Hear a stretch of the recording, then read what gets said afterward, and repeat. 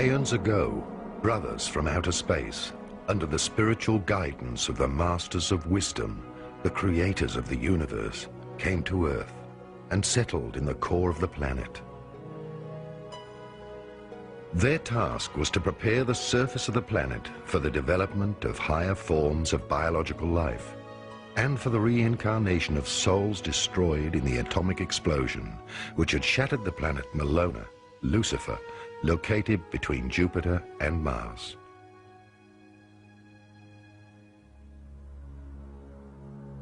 These higher supralight bodies, completed humans, knew the divine hierarchy's mysteries of creation.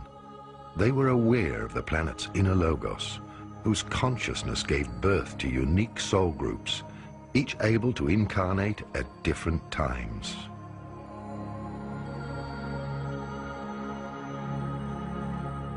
Depending on their specific stage of development in each period, human souls incarnate in order to further their growth. They choose very specific life experiences through thousands of incarnations until they reach completion as human beings. In the beginning, our brothers from outer space built cities in the center of the earth. Agartha, the Garden of Eden, was created, and many collaborators of the Galactic Confederation came voluntarily to Earth. All colors and races of humanoids contributed their genetic material, as well as their plant and animal species, to this biological genesis.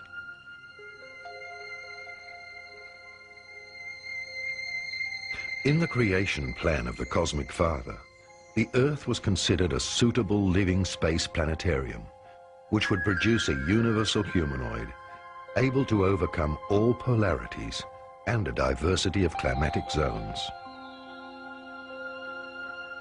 Until that point in time, there had been a great diversity of non-humanoid species taking part in the development of souls. The differences were so great that the souls had extreme difficulty reincarnating into the bodies of other star systems. Therefore, the cosmic purpose was to establish a new experimental zone of creation, synthesizing all souls into a universal body type.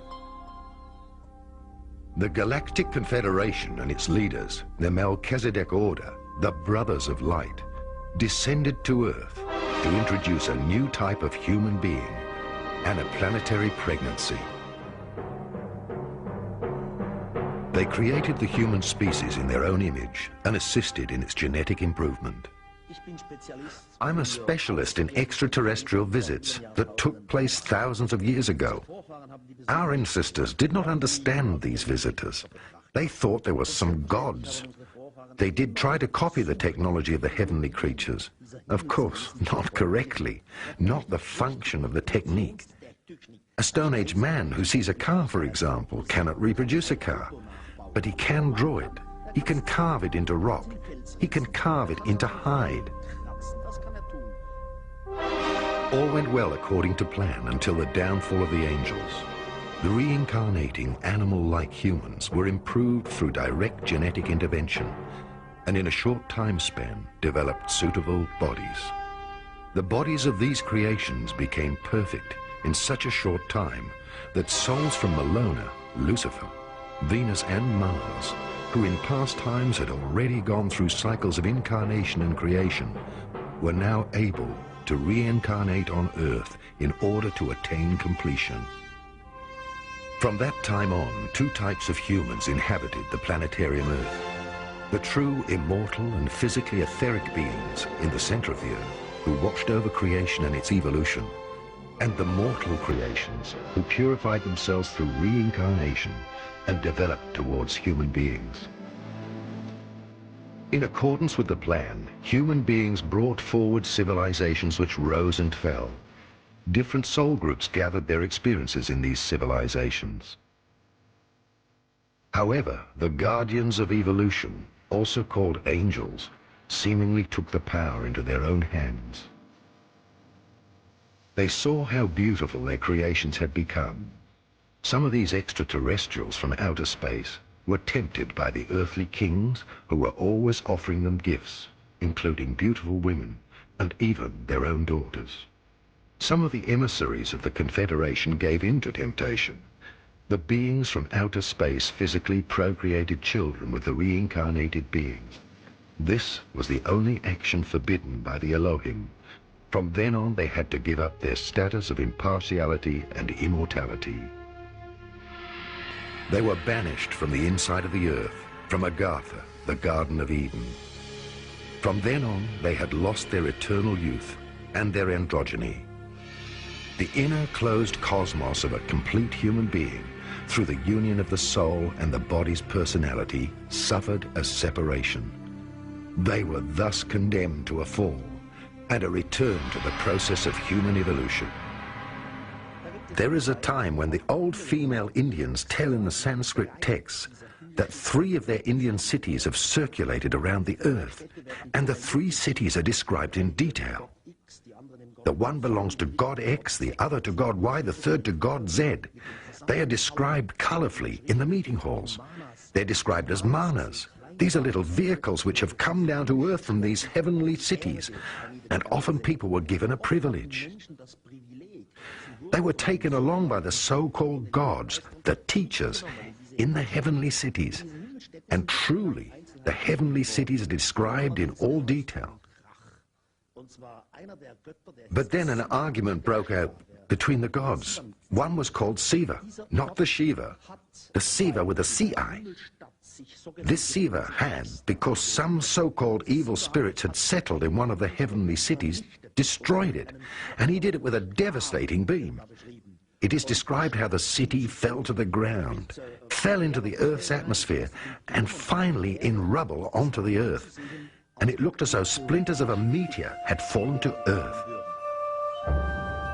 Initially, the fallen gods lived for a few thousand years, but after Atlantis, to mere hundreds of years. For example, Methuselah reached 960 years of age. Yet the demigods had one consolation. They had paranormal abilities far more advanced than those of ordinary mortals.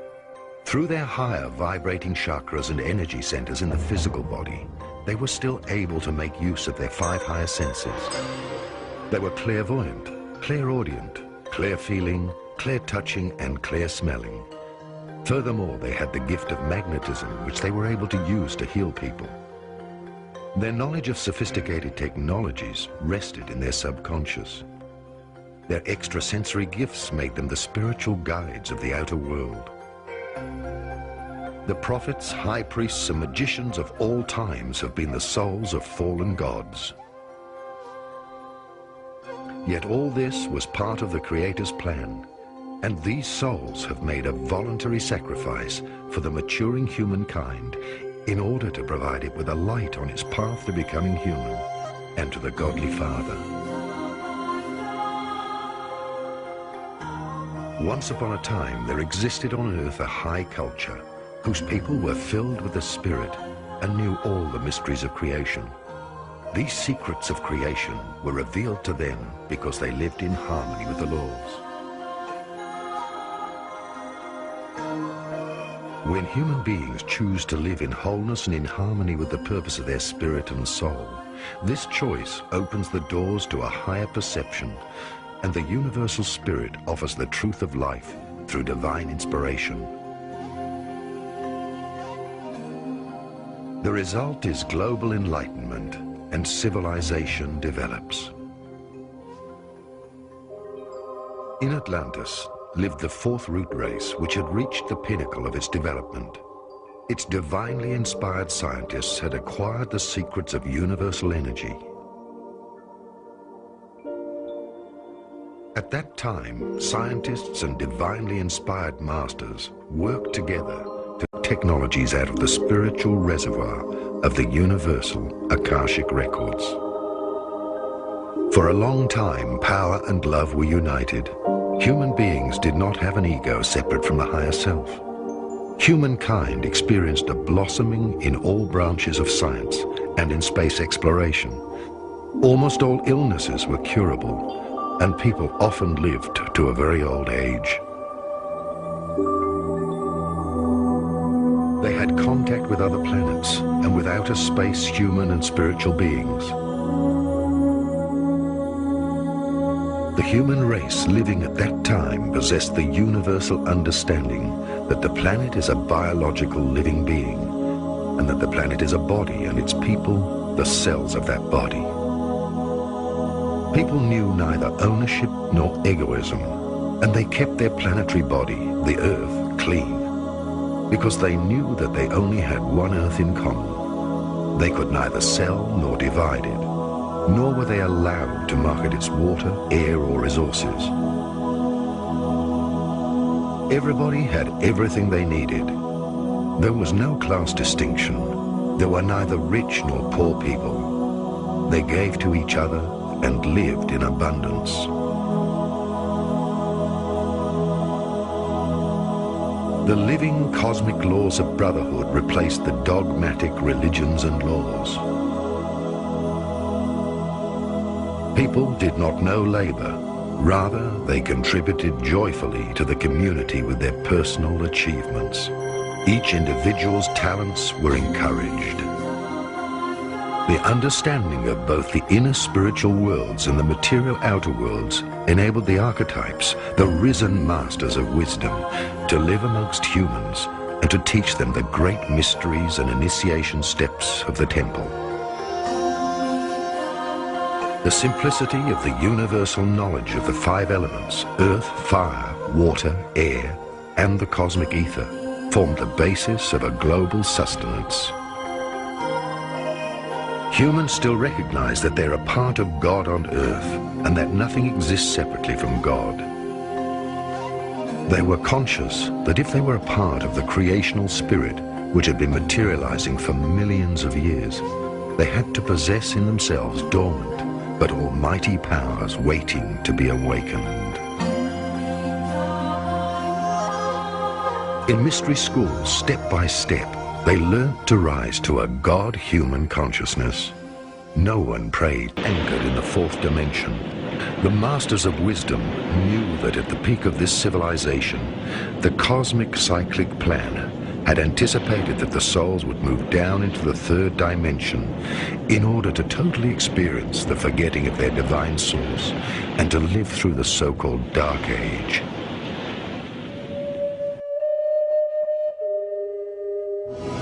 The Brotherhood of Atlantis. At a time when Atlantis reached its peak, ambitious scientists were determined to draw the last secrets from nature. They directed their research into the control of the gravitational net, just as today's government's secret research projects are involved in the control of all material structure. They studied electrogravitation, the compression of matter through sound and light. They built transmitters for the study of time through large crystals, using geomantic power places for energy field merging. Pyramidal structures were used to communicate with higher worlds.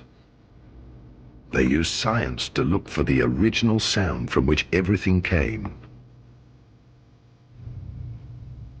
All this was part of the creation plan until this civilization had reached its peak with its exploration of the outer world. Then Atlantis entered a dangerous phase. Until this time, scientists and high priests had been united. Only a divinely guided human being, one who thinks with his heart and feels with his head, was entitled to divulge the secrets of creation. Such a scientist and high priest was guided by God and higher spiritual hierarchies, and was in harmony with its creations. He never threatened lives through any aspirations for power. But a new dark age appeared on the earth. There were students of masters who had not yet completed their initiation, and who experimented and searched for the original sound, Urdon, without the permission of the sacred council of the seven wise beings. With this, the destruction of Atlantis was sealed. Separate thinking without divine guidance, without the intuition from the heart, used for the sake of personal will and power, alienated science and the priesthood. A preordained catastrophe occurred. The Council of the Seven Wise Beings, who at that time resided physically on the earth, withdrew. The Council warned the God-chosen people and sent them to different continents in order to safeguard humanity's descendants. Everybody knows the Atlantis legend. I don't have to repeat it here. About Atlantis, you'll find an abundance of literature, about 10,000 volumes. I would say that every few years, some clever person comes along and proves that Atlantis was either in the Azores, or near Bimini, or in the Mediterranean, the island of Santorini, and so on. There are plenty of Atlantis theories and Atlantis locations, but nothing until today that can be tangibly proven. Now you ask, if Atlantis as a culture reached round the world, specialists, I mean archaeologists, would say no. So you would find their argument is not convincing. You would say that any technologically advanced culture needs some kind of metal. They would work with and melt this metal. And if Atlantis had a worldwide reaching culture, then we should have found used or empty mines of some kind of minerals.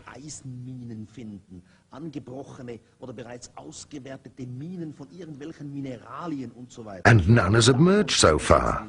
And that is why specialists say Atlantis could not have had a worldwide culture.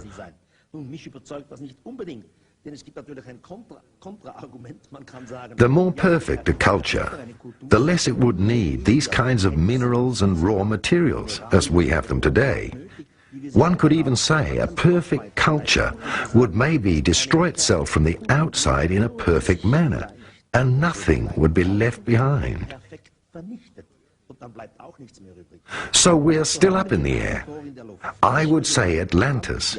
Yes, Atlantis did exist. Literally, you can prove it quite clearly, but objectively with a solid object in your hand, one is uncertain, unfortunately. After the catastrophe, nations were dispersed. Knowledge, languages, and traditions were divided. Everything progressed in polarity and division. The Dark Age also saw the beginning of the cycle of descent into an ever-increasing division of individuality and of separateness. For the first time, the Dark Brotherhood made its appearance. Until then, all knowledge had been common to all. There had been no knowledgeable elite, neither was the mass of people kept ignorant. There were no rulers, no people being ruled, and no governments or bureaucracies. Most spiritual guides of the outer world, along with the worldly leaders, fell under the influence of polarity. The now self-appointed leaders had their own city-states, and because of the knowledge they kept to themselves, they were worshipped more and more, and were paid duties. The Brotherhood of Atlantis ensured that knowledge was divided into two parts. On the one hand, the exoteric knowledge accessible to all. On the other hand, the esoteric secrets only accessible to the initiated members of the Brotherhood. The saying, knowledge is power, dates from that time. When knowledge from the ordinary people, the spiritual decline yielded darkness.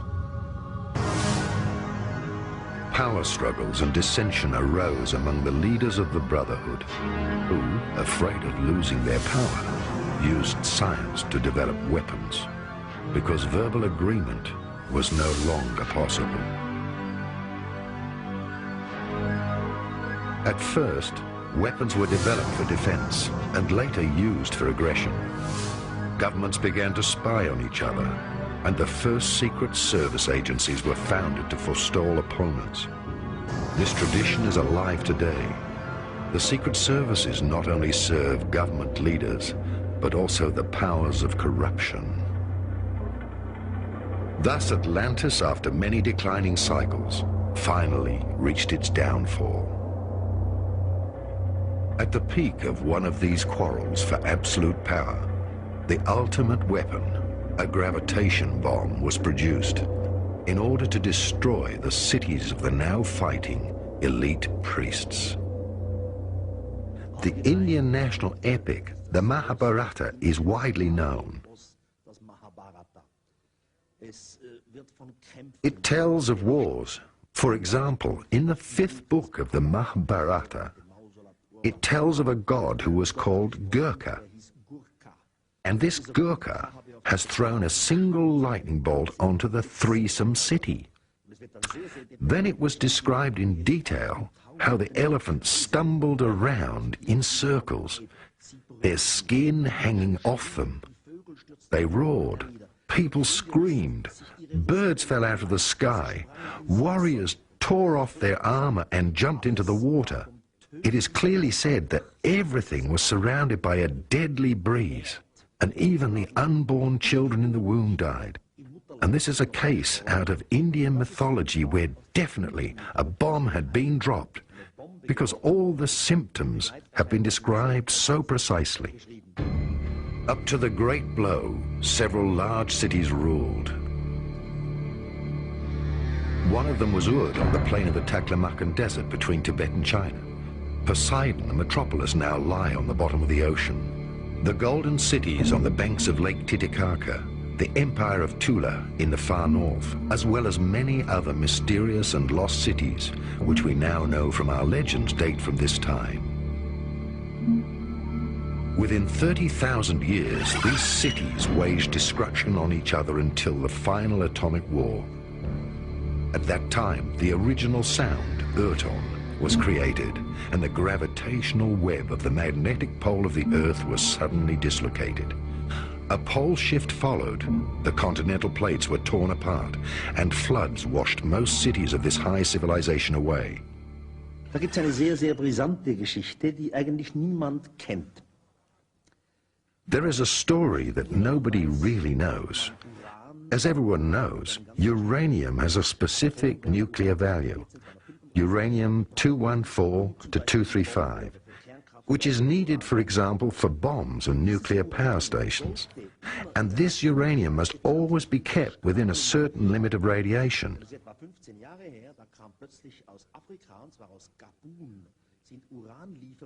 Now, it is 15 years ago that suddenly from Africa, a place in Khatun, uranium shipments arrived, which had much higher radiation and a totally different radiation level than what it should have had. As a result, many physicists under the leadership of the UNO went to Khatun, to this particular mine where the uranium came from. What did they find? It's hard to believe. A huge depot of obviously melted uranium elements. The UNO published 2 big books about it. Approximately 100 scientists are involved. They're arguing, how is it possible? In a natural way, the melting of the nucleus is impossible, but still it happened. Officially now it is kept secret. For me, this is rather a clue that a long time ago, perhaps 50 to 100,000 years ago, someone did work with uranium, used it, melted it, and created a depot.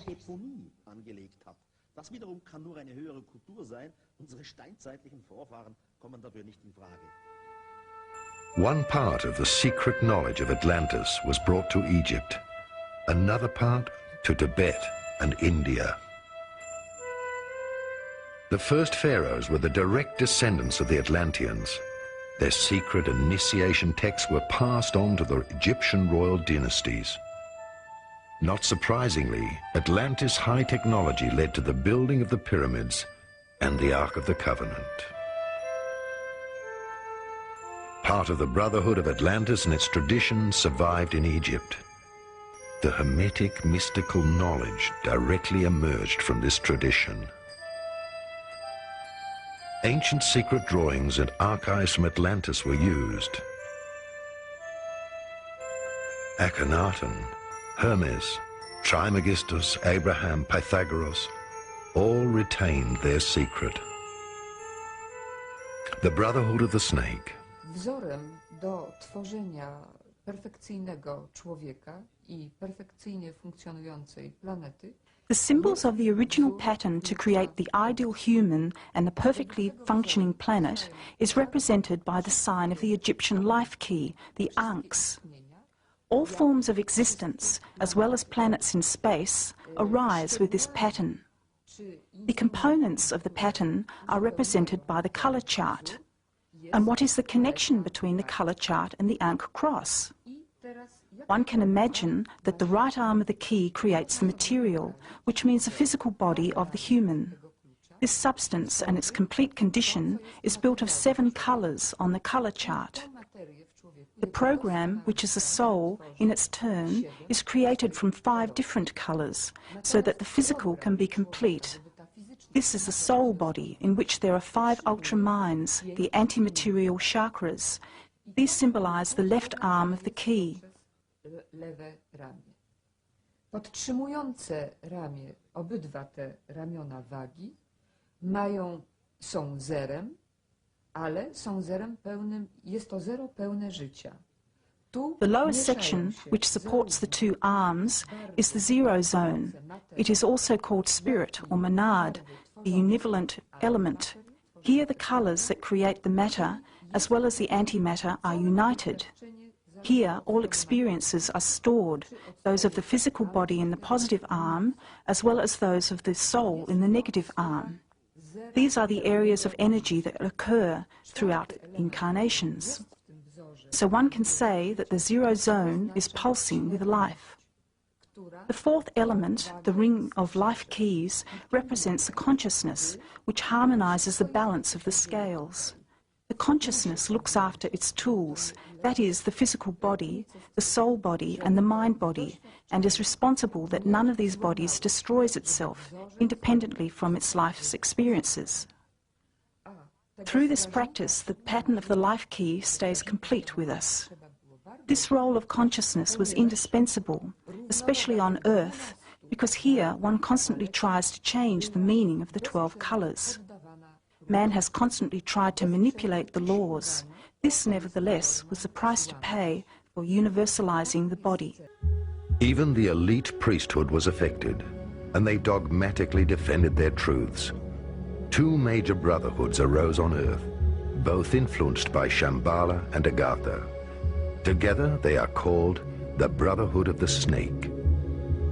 Shambhala was the seat of the evocation of the Masters of Wisdom. Agartha was the seat of the invocation of the Masters of Wisdom. Together, they embodied the universal polarity of opposites.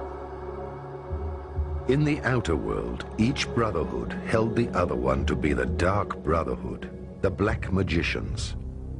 The battle between the polarities of the brotherhoods took place over an incredibly long period and reached its peak in the Second World War. The 2 opposites, the sun, Illuminati, and the moon, Luminari, face each other and struggle for power, yet neither of them can win, only overcome polarity. Humanity was influenced by these 2 contrasting areas of wisdom. All true governing bodies were visited by agents of these brotherhoods and were partly initiated in the evolution plan of humankind. In ancient times, the Brotherhood of the Serpent divided into the Brotherhood of the Yellow Dragon and the Brotherhood of the Red Dragon. Together, they formed the Brotherhood of the Snake. Both undertook the spiritual education of the human race, the Yellow Dragon in the east and the Red Dragon in the west. We can still find the Order of the Yellow Caps and the Order of the Red Caps and their monasteries, which date from that time, scattered throughout Tibet. The spiritual warriors of Shambhala and Agartha foretold that at the end of the cycle of declines, when the final prophecy of the spiritual battle on Earth would be fulfilled, they would return to reveal the truth and herald the passing of the Dark Age into the Golden Age. The survivors of Atlantis were the chosen seeds of the 5th root race from which humanity originated.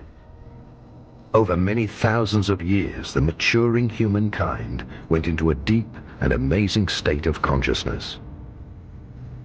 The extraterrestrial carriers of light gave the surviving Atlantean priests instructions to start the Brotherhood of the Serpent. The third unknown power to influence the Brotherhoods was the eagle, symbolizing the Space Brotherhood. They inspired each Brotherhood and their worldly kings to build empires. All wars were instrumental in introducing new historical eras and in creating the history of the human race. It was the old game when two parties fight, the third party and its agenda remain hidden. Thus all world leaders were led by the third power in order to fulfill the world plan of creation. The light carriers from the Federation, also called the Guardians of God, introduced on Earth a secret education program in order to guide the worldly humans in their evolution plan towards completion. They are akin to what we call in the biblical tradition the archangelic, or in the Eastern tradition the avatars or maha-avatars, those who bring the divine science or the Dharma, the teachings of light. It is from these higher levels that we will see the fulfillment of what is prophesied in the Old and New Testament with the coming of Melchizedek, Lord Melchizedek, one who initiated Abraham, as we are told in the book of Genesis chapter 14, and one of which the Christ figure in the New Testament book of Hebrews was connected with. They are members of the higher angelic brotherhoods of light who will intervene and change the world from a material-based culture under the control and dictatorship of those who control the financial, the political, and scientific power to one of true spiritual liberation. I believe this will take place in the beginnings of the 21st century, and in the next 20 years we will see rapid change and disintegration of the old rights and privileges, the orders that we have thought about historically as the mystical orders and brotherhoods assigned with Archangel Michael, Gabriel, Raphael. In the East, the great avatars will be seen as part of the Great White Brotherhood, or those who have the Christ appearance, those who have the appearance of Adam, the first parent, symbolically of the human race, so that we know our identity, we know our cosmic origin, we know our cosmic future. We must avoid contact with these lower forms of manipulation, control, and power. At times, the Brotherhood sent messengers to Earth with secret missions. They sought out the spiritual heirs and the worldly leaders of the different epochs and gave them new instructions. The Count of Saint-Germain appeared across several centuries in Europe and finally disappeared during his journey through Asia. The decline of the human consciousness after Atlantis was part of God's deliberate plan in order to move the souls towards completion. Nothing could hinder it, because the web of the planet's basic energy and its electromagnetic radiation increasingly distorted the consciousness of people. Whenever the time was right, they brought new consciousness impulses to the leaders of humankind. This happened through the messengers from the cities of the inside of the earth. Some came as incarnated masters, others as emissaries. Since the destruction of Atlantis, the Brotherhood of the Illuminati prevailed. It started as a sun supremacy with all its masculine attributes. All Western cultural circles carry the symbol of the snake, the pyramid, or the obelisk, which point to the masculine power of the cosmos. Churches and high-rise buildings in our civilization indicate the strength of the male omnipotence. The Sun Masters are the architects of all Western cultures and are now striving to reach prominence through the ruling of the global world order. They all serve Shambhala and work with the Red Dragon, the red-capped Tibetans who are the worldly representatives of Shambhala. The aim of the Brothers of Shambhala, together with their worldly leaders, the Illuminati, is to establish a global world government. The Brotherhood represents the earthbound powers, the Omega Pole, the builders of matter. World politics and religions have the same objective. They obey some brotherhood or priesthood, using different means to obtain this single objective. Hence, since the battle in Atlantis, the brothers of Shambhala have led the spiritual elite to build diverse world empires. Who are the Illuminati? That's one of the most interesting questions that one would never find answered in the academic textbooks. The information about it is missing from the public libraries. However, after years of research and primarily association with the large American dissident political community, I have discovered for myself knowledge and books that normally is simply impossible to get. It has been deleted from the public libraries in the best Orwellian tradition by the Illuminati themselves. Whether the Illuminati are the topmost layer of the secret societies on the planet is not that important a question. There may be other levels above them. What is important is that the Illuminati are the interface between the secret societies, this pyramid of secret societies on the planet, and the extraterrestrials above them. There are many books that indicate that, let's call it the Politburo, the Illuminati has members that are either extraterrestrials that beam down for every meeting, or even the rumor is that Lord Maitreya himself may be materializing for some of the more important meetings that they have. So basically, the Illuminati are the quiet, underground, low-key interface between our secret terrestrial government and aliens above it, aliens who themselves are subcontracting for even higher levels of celestial management structures. What is the political program of the Illuminati? What is their political manifesto? Comrade Lucifer is known in the celestial nomenclature as the bright morning star. So anything that is associated with light, anything that has a light in its title, a book that talks a lot about life rather than about love, is probably inspired by the Luciferian, by the Illuminati presence on the planet. And basically the Illuminati are the secret political party that has to prepare the political, the philosophical, the religious, and the cultural groundwork for the establishment of, should we call it the second coming, the millennium? What happened to Agartha? The Moon Masters, the Luminari, the immortals who lived in Agartha represented the spirit-bound, the Alpha Pole. The Masters are the protectors of the spirit. They have whole physical etheric bodies and can materialize at any time. They are the keepers of the magnetic field of the earth and of its karma. They are the other polarity, the spiritual alpha powers. They work together with the Masters of Light. They are the keepers of the Grail, the sacred and integral forces of the inner cosmos. The sacred fire holds the 7 original energies which flow in the 7 chakras of the earth and in every living being, organic or inorganic, as the spirit in matter.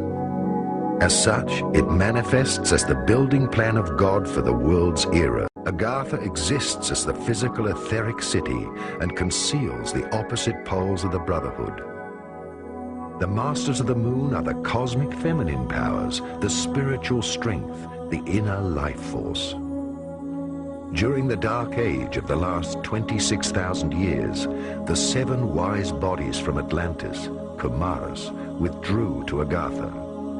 They formed the negative pole of the inner world and served the progressing outer humanity, serving as a lever. They now have completed their work in the inner world. They knew also that their deliverance was coming at the time of change of polarity, which would bring to an end the cycle of learning for humanity. What discovered in our research with numerous of my friends about the inner earth. That is, I have to admit, one of the craziest stories that I have been struggling with over the years. However, there is a consistent body of information and research that possibly a lot of these stories are true. As a physicist, I can only say that the physical reality that we live in is nothing more from a vibrational viewpoint than one of the many radio stations on the dial of a radio receiver. And basically we can tune out of this station and next to the next one, tune out of the next one, and into the third, into the fourth, into the fifth. So is physical reality around us. If we increase the frequencies or decrease them, we can tune out of this reality into another one. So it is quite possible that the hollow earth is an entirely valid story from the viewpoint of physics and science, if we are talking about a reality in a different dimension, dimension-wise or frequency-wise. The inheritance of Atlantis. Many thousands of years went by, entire civilizations grew, and the souls experienced what it is like to be human. The eagle and the brotherhood of the snake watched over the evolution process for thousands of years. The initiates were the keepers of knowledge and were bound to pass on knowledge only to the spiritually mature through initiation and ceremonies. Thus many different brotherhoods emerged with the aim to promote the process of maturing of humanity. The brotherhood's mission was to watch over knowledge until human beings themselves were able to draw knowledge from their own inner selves. Indeed, knowledge without experience is dangerous.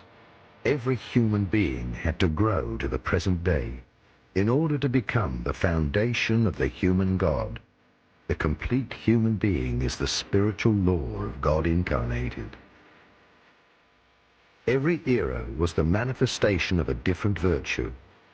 In each culture, through the descended avatars, humanity was given a new virtue as a foundation for its human completion. The last avatar, Jesus of Nazareth, manifested unconditional love. The new and last avatar is an avatar group, a group of advanced souls who will all spread the same message on earth, the avatar of synthesis or of ascension. The avatar group introduces the age of Aquarius, in which human beings redefine themselves and recognize that they are one. The brotherhoods created all world religions under the guidance of the spiritual hierarchy. They promoted all trends arising from humankind itself. They impartially encouraged all 12 black virtues and 12 white virtues in order to create a playing field of experience for becoming human. For researchers that have been investigating the extraterrestrial presence on our planet, it is very obvious that life did not develop alone and on itself on this planet, but that it was influenced by the presence of hundreds, probably even thousands of extraterrestrial races and visitations over the last, let's say, several 100,000 years. On top of that, it is possible to realize that these extraterrestrial visitations on the planet and the races behind them are loosely grouped into different philosophical and, let's call them, celestial management structures.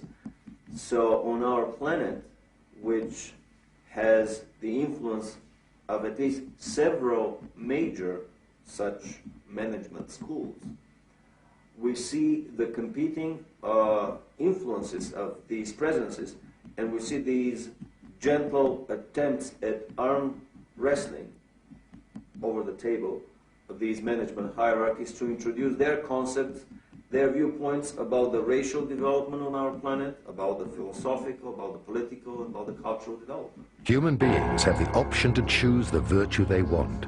They are responsible for the games they play in becoming human. The Earth The physical cosmos was only created in order to experiment on the physical manifestations of matter.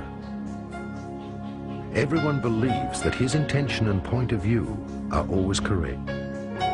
True goodness and true love are always selfless actions which have no origins anymore and come from the freedom which dwells in the completed human being.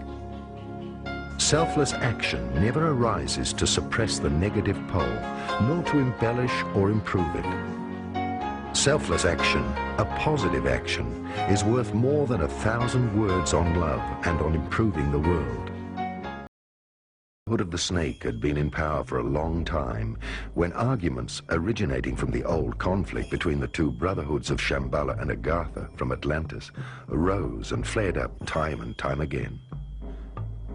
This came to a climax in an argument between the Babylonian and Hebrew castes, in which both argued that they were the god race of the extraterrestrials.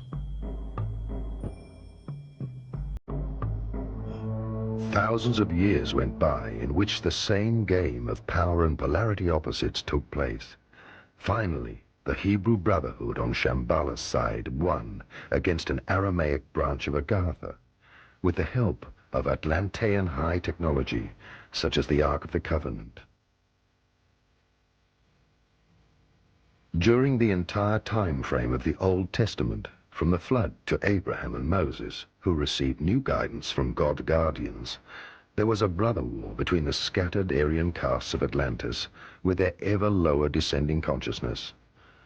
Thousands of years went by, and the Hebrew caste system with its tradition of lodges blossomed and freed itself from the high priest Egyptian power.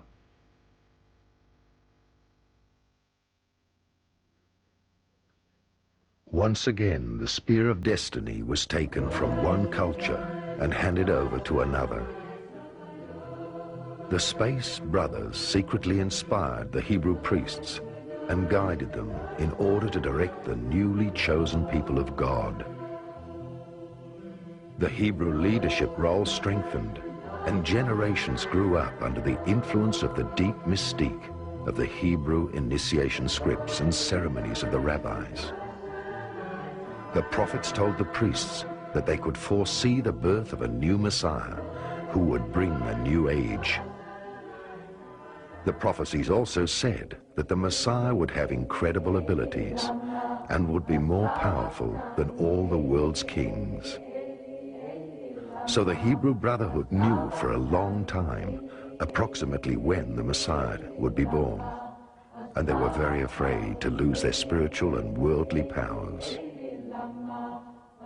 No wonder King Herod, when he heard of the birth of Christ, sent people to look for him. The Brotherhood feared that their power would be taken from them. By the time Christ started his work, visiting the scriptural scholars and making it clear to them that God's life was in the inner life of man and not in their dead scriptures, the end of the magical era of the Atlantean Brotherhood was not far off. From Atlantis' dark age to the rebirth of light, the path of becoming human was long and cruel. Through thousands of years, the Brotherhoods worked undercover in all cultures. Thus we can trace their paths to Egypt, to the Holy Land, through Greece to Rome, and in all European royal courts. In recent times, they sent their leaders to new countries, such as America and Australia. Today, there are very few countries which have not been led from the outside by the old world order of the Brotherhoods. So that it can be independent, this film will set the stage for the Illuminati and will transmit to them with absolute clarity that its mission and Elijah's prophecy have been fulfilled. Indeed, now everything works in reverse. The individual needs to deprogram himself of all social, religious, and other concepts which he thinks makes him a human being. Likewise, as every social structure represents the foundation of a civilization, the purpose is not to destroy the structure, but to liberate it from the ego structure of the lobbies. In the same way, the purpose is not to destroy God's temple, the human body, but to deprogram the ego structure. How? By letting go of all negative perceptions. Everything is only an experience, because nobody is totally negative. The negative within us and in the world teaches us how to slowly receive understanding. Without darkness, there would be no experience of light. No matter what we do, we reach understanding of the realization of true love through our negative actions, which lie behind true love. Through this, perhaps we can understand the purpose of this secret brotherhood, which on God's behalf financed and promoted all that is both positive and negative, until finally man has developed to the point where he recognizes a brother in the other person and becomes positive by his own motivation. The growth of humanity into true mankind is like the alchemical gold, which was thrown into the fire until all impurities were separated from the pure gold. On Earth, all social power systems since Atlantis have been led by the Brotherhood of the Snake, which in turn was guided by spiritual and extraterrestrial forces of the Guardians. In short, whether it be monarchy, capitalism, or communism, whichever strived for power and leadership has been spiritually influenced by the sun hierarchies during the Dark Age, and now represents the male materialistic forces. Of course, we have been guided by our religions and powerful leaders during the Dark Age, but these in turn have also been led by spiritual masters. Many people of lower grades of initiation do not even realize that extraterrestrial and cosmic influences of the sun hierarchies have been placed at the top of the pyramid of the lodges. During the Dark Age, sun hierarchies, the Illuminati, are the rulers, accomplished masculine forces, the builders of matter. In the last Golden Age, moon hierarchies, the Luminari, the accomplished feminine cosmic forces, ruled and brought matriarchy. The completed souls of the next cycle unite within themselves the sun and moon, which is symbolically a marriage of mind and matter. The union of man-ego and woman-soul within a human being leads back to immortality. In the future, the higher self will be a human being on Earth. Christianity and the Templar Order. Each time it was written down, the true revelation of the divine was falsified, because every testament always represents an interpretation of that not experienced. This is how the world religions originated, with all their different sects, which strictly followed dead words to the letter and were misled from generation to generation further away from the truth. After Christ's death, his words were wrongly interpreted also, and in parts purposely falsified. During the first century, great disappointment was felt within the first original Christian congregations, when part of the scriptures were falsely interpreted by the secret Hebrew brotherhoods, who stood on the side of the Romans. The Atlantean gospel of the life of the Essenes, Essena, which still includes the teachings of reincarnation, but excludes any interpretation of evil, led through the centuries to the strong division between heaven and hell. Peter, in his last days, recognized what had happened and asked to be hanged by his feet, symbolizing the world's confused situation. Back then, all his followers were only comforted by the knowledge that one day in the future, just before the return, they would be reborn in order to inherit the world. When the sleeping God, the master of all that exists, became conscious of himself, the indefinable split into being and non-being, into spiritual world and material world, into the higher heavens of transcendence and the lower worlds of duality. The cosmos formed with all its dimensions and parallel worlds. The world of opposites, which we call duality, came into being. So there are immortal worlds which never experience change, and there are worlds which experience life through constant change. In order to be able to experience himself in infinite diversity, he created out of himself unlimited part consciousnesses, cosmic monads, who gather infinite possibilities of experience in worlds of duality, for the source of all existence. Every cosmic monad can gather experiences through the world of opposites, also known as polarity. Because such a part of God never descends into the mortal world of polarity, but only has to gather experiences, it separated a part of its universal mind and created the souls, a vessel for the universal experiences. The souls, on the other hand, worked in such a way that they needed many individual experiences. However, they could not identify themselves with these experiences. Therefore, they created a vessel, which we call the physical body, so that they could gather experiences by reincarnating from one life to the next in the world of opposites and slowly become perfect.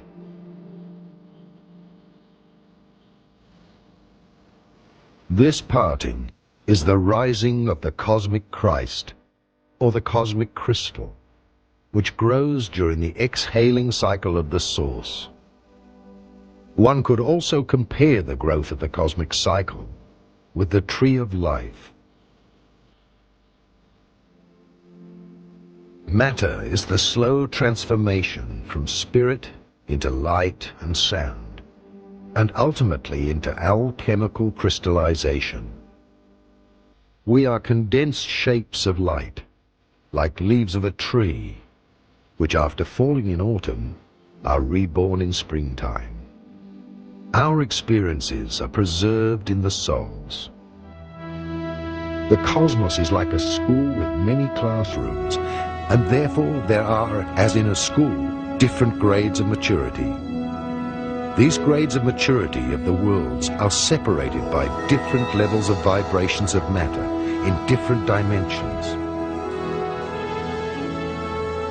Thus, different material and spiritual worlds may exist in one place simultaneously. The physical eye, which perceives everything on the frequency of the three-dimensional world, can see only the three-dimensional world. There are 12 planets in our solar system, 7 on the material frequency, which are inhabited by higher developed beings, and 5 inhabited in the spiritual dimensions. The Holy Sacral, also called Grail, was man himself. Man himself is the holy container into which the Spirit of God flows. For thousands of lifetimes, mankind's developing soul has searched for itself during the descent of consciousness. Nations and people have been the classrooms of reincarnation in order to develop until that point in time where we enter again a new golden age and where man and God are reunited. In the New Testament book of Acts, at the time of Pentecost, there are flames of fire that appear over the heads of the apostles. This is a type of manifestation of the light body. In a very small way, it is the opening of the light over the head. The early Christians on Ash Wednesday used to mark the forehead with ash, symbolic of the power of the inner spiritual eye to use the light. In the fuller context of ascension, in the mystical traditions of Christianity and the mystical German thinkers and philosophers, a time would come about that through divine grace, the outpouring of the Holy Spirit, the Heilige Geist, would allow the light to come around the body and wrap the human recipient or the believer with such power of light. Here we call this light superluminal light, or greater light than the conventional or common light, which such power and majesty that that person can go directly into the higher dimensions. This is normally called the rapture or the ascension process. It is clear that in the context of ultra-terrestrial intelligence, large members of the human race will experience through the tongues of fire or the miracles of the Holy Spirit, or the conjunction with the ultra-terrestrial forces of divine intelligence, the upliftment or the ascension into the higher Christ race of the universe. Therefore, becoming human has only been a cycle in order to gather new qualities for the cosmic source through suffering and happiness. And once again, we have arrived at the end of a cycle of the cosmic plan of humanity. The survivors of the inner and outer period of cleansing, which have already started, are the seeds for a new spiritual mankind, which will emerge from all nations. It will be the first root race of the fourth planetary cycle, which will rise again into higher consciousness. For some, it will be like the past sinking of Atlantis. For others, like a return, a rising of Atlantis and of its teachings of wisdom. Because fundamentally, every event can be viewed from two sides, from a positive side or a negative one. Even the slightest change in the universe is being guided by the cosmic plan of evolution. The limited human mind fundamentally fears any change, and its biggest fear is death, the wall behind which it cannot see. But nothing gets lost in nature. All elements only change into different, more refined states on their return to the light. So mankind is on the verge of the greatest changes within this planetary cycle, a global metamorphosis. And the Mayan calendar has never erred in all the years that it existed. And it states that in time when the incoming consciousness, which we would commonly know as the Christ consciousness, comes in, all things must change. Government, science, and religion, unless they accommodate incoming spirit or incoming consciousness, the Christ consciousness, if you will either fall by the wayside or will go through drastic and dramatic changes. Now, we see a lot of that happening in the world right now. We've had a coup in the Soviet Union which failed. Down came the Berlin Wall. Transformational changes taking place in places like Romania, Czechoslovakia, and Hungary. Now we have Azerbaijan and many others. And all we have to do is follow the news and see these great changes taking place. Now, these great changes, of course, are heralding changes yet to come. Changes which are transformational in nature and must come if we are to survive as a planet and the peoples. These changes will not only touch the lives of all nations, but it will reach beyond all boundaries of life's disciplines, which have already really only existed in thoughts and the actions of humans. Not only does planet Earth change its exterior, its alchemy, but also there is nothing on this planet which is not now in the process of structural and spiritual change. Every process which is not understood brings along a crisis of creation until the process of change has been understood.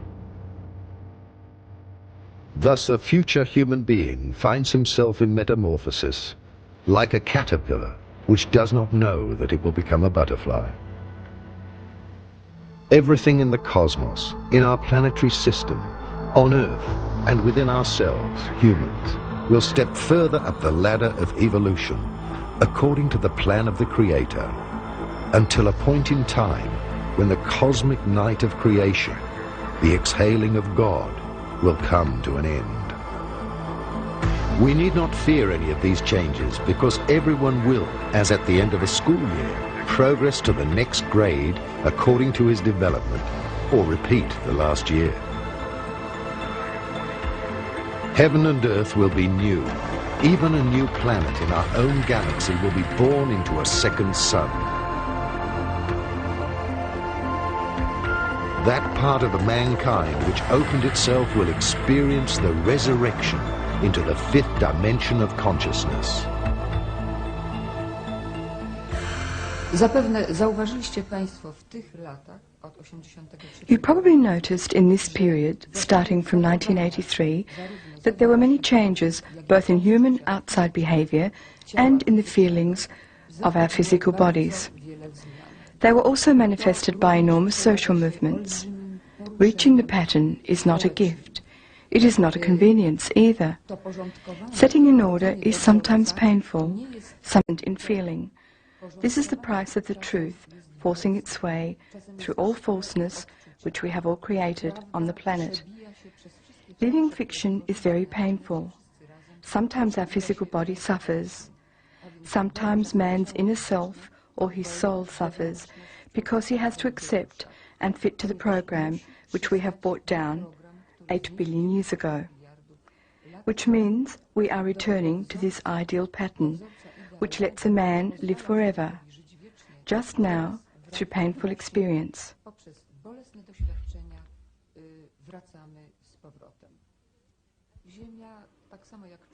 The Earth, as well as mankind's introduction to the pattern, entered the final period of metamorphosis from the 3rd to the 4th of December 1983. This process will be finished finally in the year 2000. These last years are the time of enormous inner turbulence in mankind and in the planet, because the Earth, equally as mankind, has emotional, mental and physical bodies. The Earth has to come back to the pattern, in other words, to the spherical form. It is logical then that the Earth will undergo quakes, floods and other disasters, but not as an expression of some god's punishment, but simply as a process of coming back to the primary pattern. Nie jako wyraz kary jakiejś boskiej, ale po prostu powracanie Ziemi do jej pierwotnego wzorca. The Mayan calendar and many prophecies of ancient prophets and cultures predict the transition from the Dark Age into the new Golden Age to happen by the year 2011. The inscriptions of the Great Pyramid also point to the year 2011. However, time is a relative factor. During this period, mankind slowly awakens out of its sleep of thousands of years to realize the great reality that the whole universe is alive with different spiritual and material dimensions. God would never have sown a field of flowers like our universe if only one flower, our Earth, would germinate. From the year 2011 on, prophecies predict the birth of a planetary consciousness. That is, that we will recognize ourselves in one another, that we are all different, but that we are one in spirit. Then will follow 1,000 years of spiritual completion of mankind, the kingdom of peace of 1,000 years, when the masters of wisdom will appear.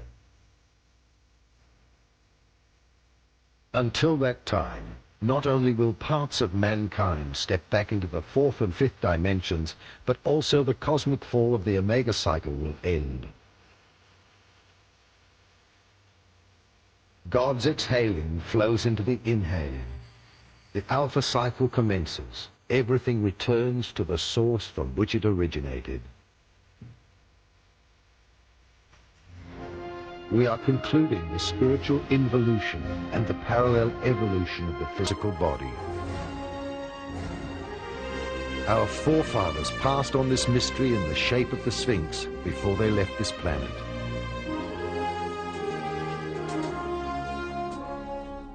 The descending spirit of the sun, also called soul, embodied in the human beast, has experienced the crucifixion of the soul through reincarnation. After the death of the human beast, who symbolically represents the animal qualities of the human ego, man will be reborn in spirit through the completion of his ego. This crucifixion and resurrection will be experienced by many people during the following years of the apocalypse, until the planet in its entirety experiences the resurrection. After that, the marriage of heaven and earth follows. Before the Alpha cycle begins, we have a non-time, when the source itself enters into us, reconnects with us, so that we are able to feel that we are a united being. The birth of the planetary Christ and the Buddhi consciousness.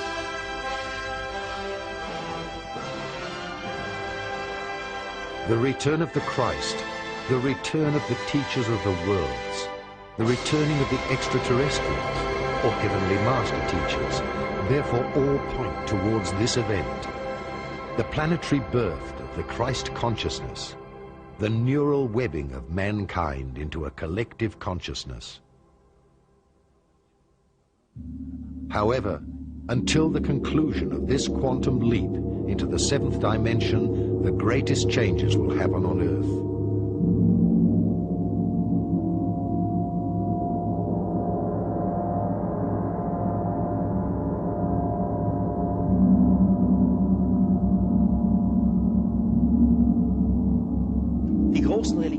All great religions of today are familiar with the idea of a second coming. We Christians await the return of Jesus. The Apostle Lucas and Marcus write about it. He will be enthroned in the clouds. The Apocalypse is supposed to have been written by St. John, which is not true, because the essential passages are older than the Apostle John. In the Apocalypse, we read about the signs and plagues that will come upon humanity. A star would fall from the sky, the moon would light up, and the heavens would roll up and unfold like a manuscript. Earthquakes and false prophets would come, and man would wander about not knowing what was happening. A group of men will finally survive the second coming of the gods, the so-called Final Judgment Day. But this is not only so in the Christian community. The Muslim community is also awaiting their Mahdi and the Jews their Messiah. Overall, this thought is much older. Let us go back to Babylon and Sumer, where we find the gods Baal and Baal, which are one and the same. In Old Egypt, we obviously find the sun god Ra. All these gods have promised to return in the far future, and since that time, the belief of a second coming is kept alive. I am absolutely convinced that none of these so-called Jesus or Mahdi or whatever we may call the Messiah will appear, but that it will be a space event. If somebody does appear, which is fine with me, then it will be extraterrestrials. With the ascension of mankind into the higher dimension of consciousness and the return of the knowledge of Atlantis and Lemuria, the purified continents of Atlantis and Lemuria will also rise out of the oceans, because human consciousness is synchronized with the planetary consciousness.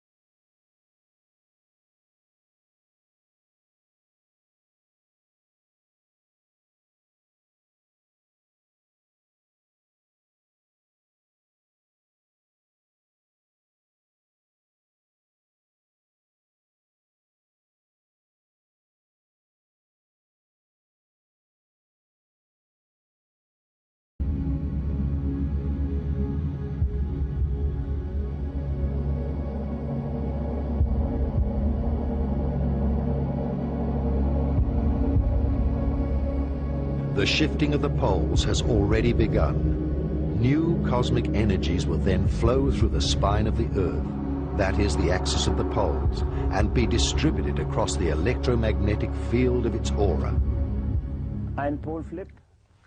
A pole shift can have different effects. We cannot say for sure because we have never observed it on Earth. But the fact that Earth is a gigantic magnet indicates that if it shifts its poles, the inner Earth will be slightly unbalanced. Kann es durchaus sein, dass das Erdinnere ein wenig durcheinander kommt. It may lead to volcanic eruptions, landmass shifts, or earthquakes, and of course tidal waves both enormous and small. Naturally, we must distinguish between the pole shift and the axis shift, because Earth spins like a top, it is almost impossible that the axis would shift. In any case, we can't make a scientific statement about it. Theoretically, it would seem that an axis shift would be possible, but by whatever process, the Earth crust could shift, and for man on Earth, this would have the same effect as an axis shift. On the basis of scientific research, we can say that many such pole shifts have happened during the last 80 million years. They have occurred in a variety of frequencies. The most pole shifts we have had in 1 million years were 4, but there were also 1 million years where we only had 1 pole shift. So the frequencies of the single pole shifts are subject to fluctuations. Das ist also in großen Schwankungen unterworfen, die Frequenz der einzelnen Polflips. The great flood in the Bible, which is known to all people, could be explained with a pole or axis shift, or a shift of the Earth's crust through which enormous waves of water, hundreds of meters high, could develop.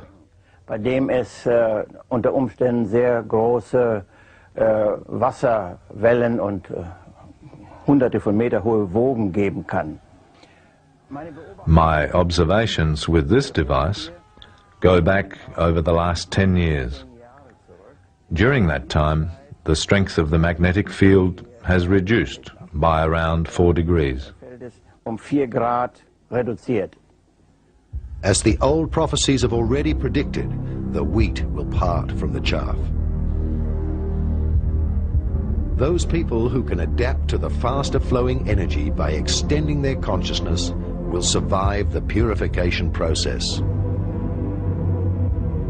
Those people, however, who desperately cling to the old reality will have difficulties adjusting their bodies to the faster frequency. Therefore, their process of aging will be accelerated.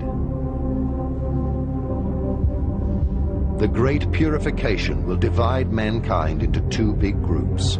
Those who will consciously want to recognize the Spirit in its entirety, and the others who will continue to believe only in the things visible and provable, and therefore will exclude themselves from the opening of higher dimensions of consciousness.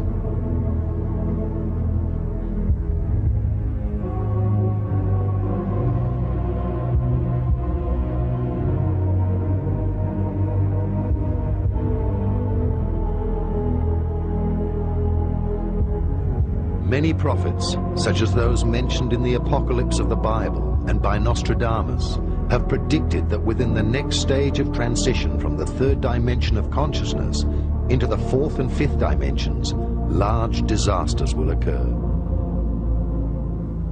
The Apostle John tells us in Revelation chapter 1 and verses 9, 10 and 11 that he was on the island of Patmos because of the Word of God, because of his faithfulness as a disciple of Jesus, because of his faithfulness as a prophet.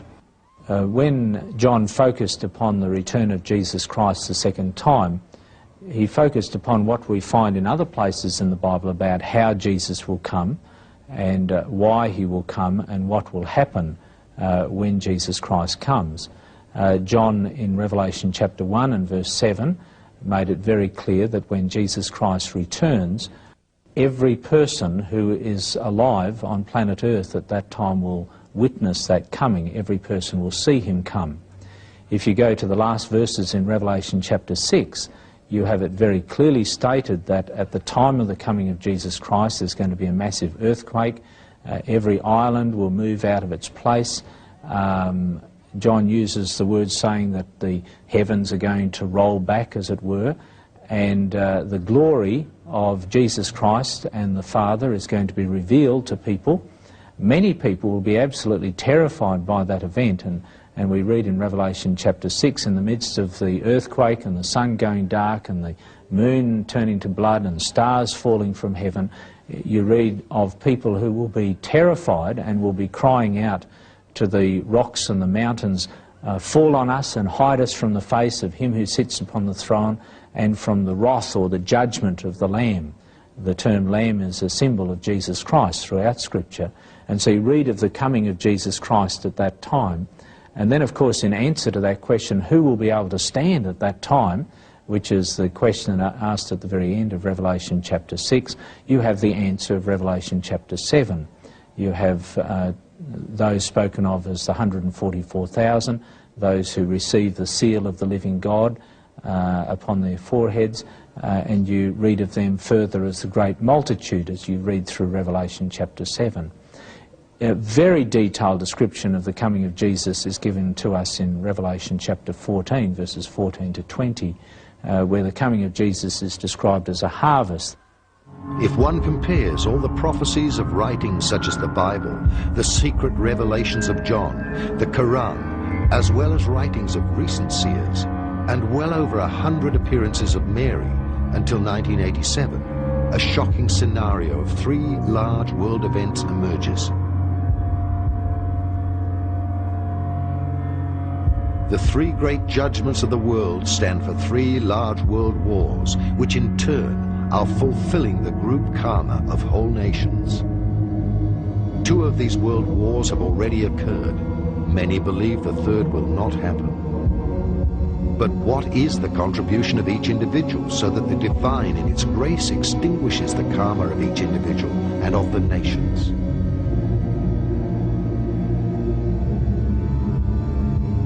All seers and the messages of our Mother of God speak of a 3rd large war which will start in Europe. In particular, they mention troops with the strength of 3 armies invading from the east, and after political unrest, the bloody fall of a leader overnight.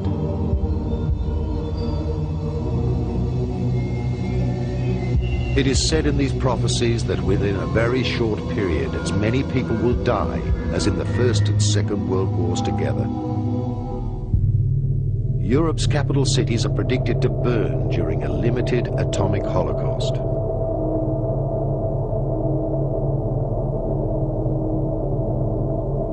Out of these horror visions, it is clear that China and the United States of America will be involved, along with Russia and the Muslims.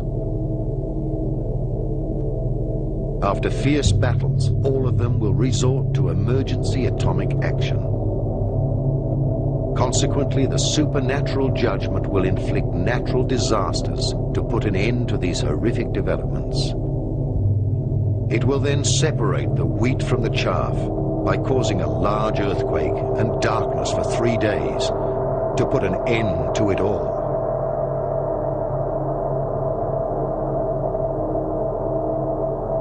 A worldwide internal fire will be felt and seen by everyone, and the fall of deadly dust has been predicted to accomplish the remaining cleanup of the karmic execution. There are prophecies in the book of Revelation about a big fire that will cleanse this earth. A very dramatic representation is given in Revelation 19 and 20, near the end of the apocalypse. In Revelation chapter 19, we read of the coming of Jesus, pictured as him riding on a white horse, a crown upon his head, and he's coming forth as King of Kings and Lord of Lords, and he comes to execute judgment against the beast and the false prophet.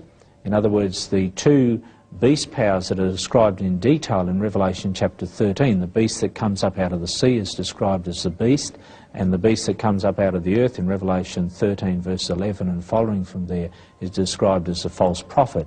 And we find Jesus coming in Revelation 19 executing judgment upon the beast and the false prophet, and we read of them being thrown into a lake of fire at that time when he returns. And then at that time we read in Revelation chapter 20 that the dragon will be taken, thrown into a great abyss, and be held in that abyss for 1,000 years. And during that period of time, the dragon, described also as the devil, the deceiver, or Satan, will not be able to attack or deceive any person who is alive at that time. And then at the end of this 1,000 years, as you come through to the latter part of Revelation 20, you find that Jesus is pictured as returning to this earth, and he comes with his people, and a lake of fire comes and envelops the whole of the earth and purifies this earth.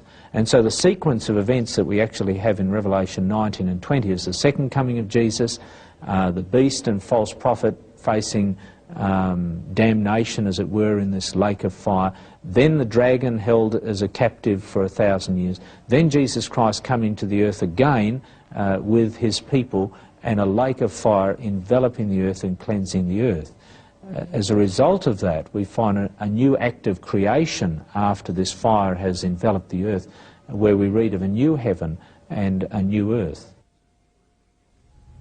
All this has been repeatedly predicted by the seers, and all the prophecies which have been made at different times are roughly similar. Conspicuously, all agree on one thing, that these events will start at a time when all believe that peace is at hand. Is the future preordained, or have the seers seen God's master plan? Everything within the omniversum is subject to cosmic cycles.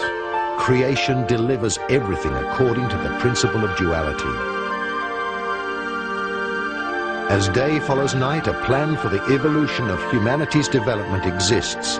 Likewise, in the plan of creation, there is a cosmic night and a cosmic day. The last cosmic night of creation lasted about 26,000 years.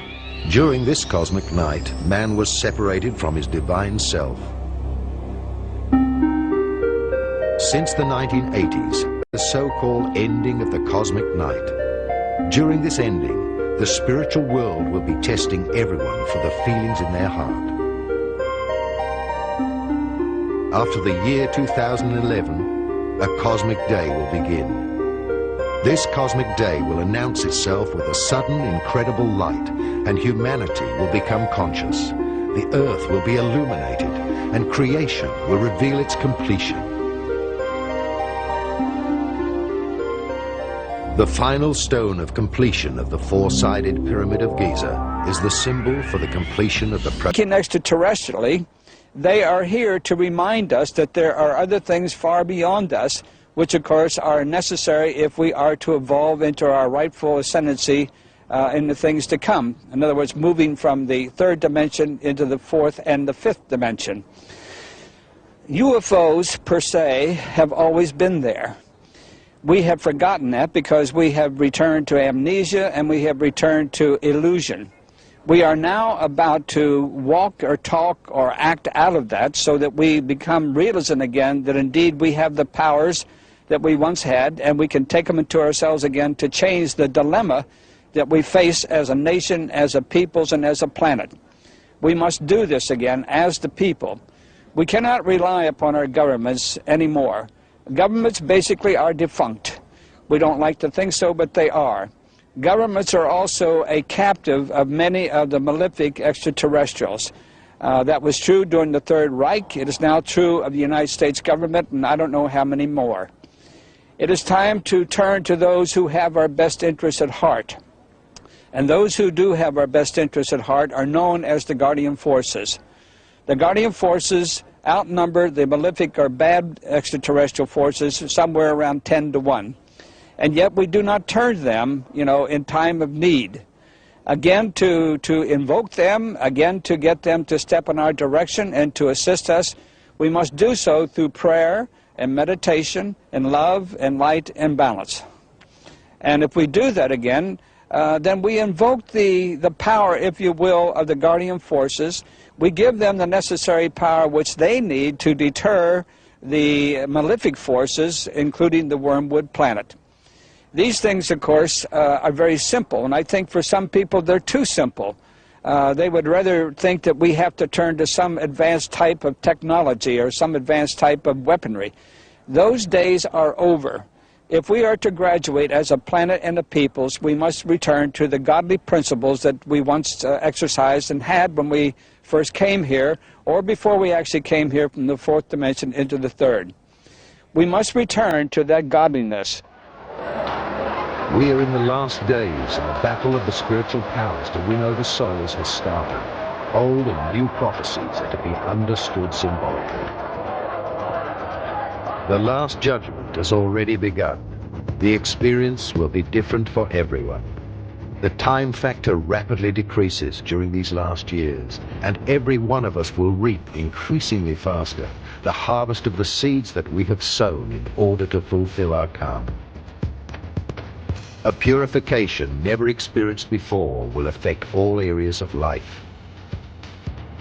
Apart from the external chaos caused by wars, earthquakes, and other environmental disasters, the truth of the so-called good citizen will fall apart. No one will be able to hold on to anything. Few will realize that we are right now living in the time where the souls will be separated. Now, instrumental in that, of course, are the ones that we know as UFOs, or the extraterrestrial consciousness. We know, too, that there are two types of extraterrestrial consciousness. One is good, or you might say they have our best interests at heart, and the other one does not, and they are the malefic ones. I don't want to go too far with that. I would only say that they represent the two faces of God. It is the same energy. It's our interpretation of that energy, and it's up to us to deal with it in a responsible way. I would like to lead this also into a prognostication which has been about for thousands and thousands of years. Going back to the references of the wormwood planet, I mentioned one, of course. I mentioned the Bible, Revelations chapter 8, verse 11. I would also like to make reference to the Sumerian text. If you were to review the Sumerian text, which is the first recorded history, of course, of what is known as wormwood, you will find then that it progresses up through the Chaldean chronicles, Babylonian chronicles, and on into the Judean culture and chronicles. And of course, the latest of that being the Bible under Revelations chapter 8, verse 11. Now, what is the wormwood planet? Well, there's many speculations about the wormwood planet, but I don't think that speculatively we can deny that it exists, because there's proof, although not written, but there's enough proof at hand and at large at this point in time that world government is fully aware of the so-called wormwood planet. It isn't the first time that the wormwood planet has visited our planet and caused mass devastation and chaos. It's been here, of course, over a period of thousands and thousands of years, and there's scientific proof and also materialistic proof that they have flipped the axis of this planet over 330 times in the past. A new superhuman being will be born. Earth is now close to the birth of its new human being before she enters the full light of the day of the golden age. Dawn has already started. The ascension is the resurrection. Many are being called, but only a few are chosen to become the seed for the new mankind, because the spirits will soon be separated. The vampires will not survive the harsh light of the new day of creation. The change which the earth will experience during the purification process by throwing off her ballast will be unbelievable. During this time, when the earth, groaning, rids itself in the same way that it happened during the days of Noah, it will occur again during the days of the human son. They ate, they drank, they married until that day when Noah entered the ark and the arrival of the flood killed all. Just like it happened during the days of Lot, they ate, they drank, they bought and sold, they planted and constructed every day. But the day Lot left Sodom, fire and sulfur descended from the heavens and killed everyone. So it will happen when the Son of Man is revealed. Whoever will be on the roof on that day and leave his coat inside the house should not return downstairs to get it. And whoever is out in the field should not turn back. Just remember Lot's wife. I say unto you, during that night, when a couple will be in bed, one will be taken, the other left behind. Jesus used Noah as an illustration of end times. he indicated that just as it was in the days of Noah with the flood, so at the end of time there would be devastation. And just as the flood cleansed the world of that time of sin, so with the coming of Jesus there will be a flood of fire that will cleanse the earth. One can visit the area of Mount Ararat, which is the area of eastern Turkey. Ararat, of course, covered the area of Armenia, Turkey, some of Iraq, quite a large area. And in the Tenderek Mountains there, across from Agri-Dag, which is the mountain that is usually referred to as Mount Ararat today, there's been quite a bit of focus of attention upon a boat-like shape in recent times. It would indicate at this stage that that is not the Ark of Noah.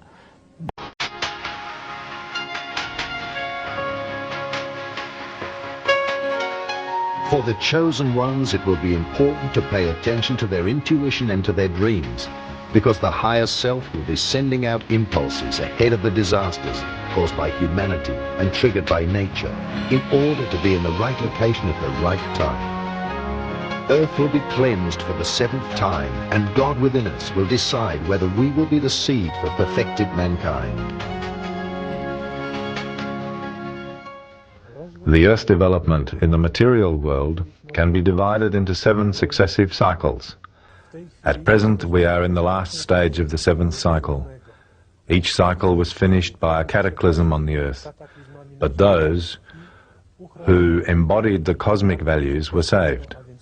Those were the people who had collected the necessary energy vibration for the new cycle. It was always the result of individual experiences.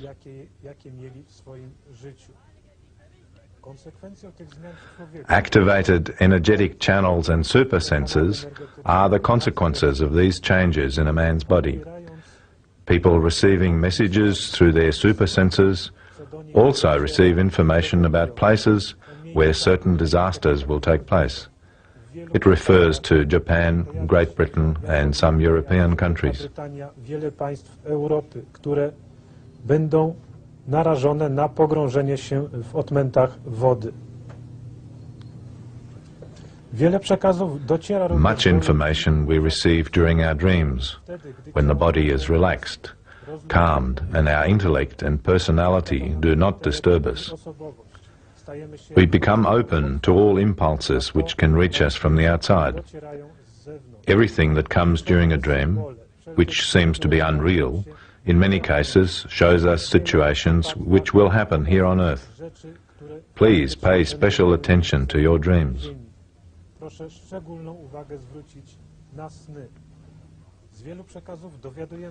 From many messages we can learn how in practice the Earth will enter the anti-material world. The last material cycle finishes in the 80s and 90s, so we are just in the center of the universe. We are entering the antimatter. The Earth will move differently in the antimaterial side than at the moment. This movement will have a shape of the number 8, rotating not around the Sun, but at first around 2 energetic centers. One of them will be the Sun, and the second will be Saturn. The rest of the planets will also rotate in the way of the number 8 shape, around the centers mentioned before. The coming years will decide how we will experience the external changes. We have the choice either to face the events in fear or to see the cataclysmic conditions of the prophecies of the apocalypse as a necessary renewal for mankind. Because it is up to us how we view the purification. Mother Earth itself will try to awaken us as softly as possible when she gets her planetary contractions for the birth of a more conscious humanity. The world has received many warnings from saints, extraterrestrials, and prophets. The world has been given many signs. However, at the end of time, everyone will recognize that which he did not want to see. At the time of the ascension, it will be up to us to realize that 1/3 of the air, 1/3 of the water, 1/3 of the flora and fauna and 1/3 of mankind has left the planet, as indicated in various apocalyptic prophecies. A smooth transition would occur if the light workers and humans, through liberation of their active love, and through the call for divine grace, and if millions of people were willing to work on themselves in order to participate in a mass ascension. This would weaken the global events and divert the karmic release more towards the individual human beings.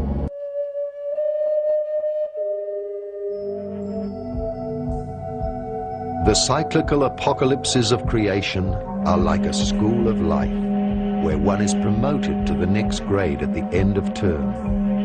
A certain percentage of mankind is not capable of ascending to the next grade because of a lack of preparation. After their present lifetime, they are going on vacation for a long recovery in the astral world. After a good recovery, the souls repeat the failed school year on other planets and then move on to new cycles of incarnations. The positive and the negative on this planet are continuously strengthening. We receive daily news of earthquakes from around the planet, flood disasters, volcanic eruptions, well over 100 war zones, and many massacres are causing new famines, misery, and new migrations of nations. We are receiving daily news of new environmental disasters. The ozone hole spreads out at a frantic pace. The jungles which represent the lungs of the earth are being cut down globally. The loss of trees through environmental destruction is escalating. The greenhouse effect and the Earth's temperature are increasing globally. Thus the climatic zones are shifting so fast that we can already observe the change. Snow is falling in areas where there has not been any before, and elsewhere it is warming up in areas where it used to be cold. The ecological balance has already been disturbed to such a degree that thousands of species of animals and plants have already apparently disappeared from this planet forever. Other species are in plague proportions, as happened in ancient Egypt. We seem to be suffocating in our own rubbish and poison dumps. Millions of people are infected with new and apparently incurable diseases. Raw materials seem to be exhausted, and the Earth is experiencing a population explosion. Yes, I've been working for a number of years on future progressions. This work culminated in the book Mass Streams of the Future, in German Zukunftsvisionen der Menschheit. And the method that was used was started by Dr. Helen Wambach to take people into past lives. It's a light trance state used in groups where we would then ask very ordinary questions of people once they were taken into a specific future time period. The numbers of people that we worked with were over 2,500, and actually in the book we have results from about 500 out of that group. In part that's because many people didn't find themselves coming back in the time periods that we initially asked them. This was one of the first and rather surprising results of our research, that so few people found themselves coming back to the Earth or to the material plane at the time of a couple hundred years from now. The fact that there are so few people that seem to come back in the time periods that we've worked with could lead one to believe that there might be something like an apocalypse in the future. However, I think that it's a question of a choice that we have in this matter, and possibly it's not the kind of apocalypse people might be thinking of. There are many conditions that could lead to a drop in the population. For example, we could have some worse plagues or worse illnesses than the ones we've already had. We could have, of course, atomic war, or we could have natural catastrophes that might also occur, or some combination of these. I'm not sure that anyone can answer, will there be exactly an apocalypse? But certainly the data that comes out does indicate that there will be great changes taking place. The world is becoming more hectic. Everything is about survival. Money, power, addictions, and distractions have become the companions of mankind. Some secret organizations want to gain absolute control over humanity. Religions are calling for a holy war against dissentient brothers. During a dark age, the human mind is directed towards materialism. The negative attributes of his ego are fear, guilt, control, calculation, envy, security, dominance, pride, arrogance, manipulation, and striving for power. His helpers are the present, exclusively materialistic social systems. Unlimited growth is like a cancer of mankind within the planetary organism called Earth. Fear for jobs, fear for supplies, fear of diseases. Fear seems to be the prime motivation of all social life.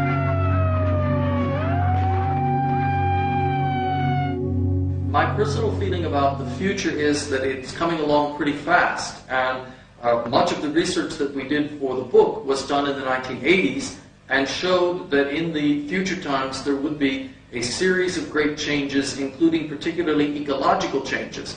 Perhaps the most positive part was that very few people, 1 or 2 out of the 500 or 600 that we worked ultimately with, only saw some kind of nuclear holocaust. Very, very few people saw that. It doesn't seem to be our future.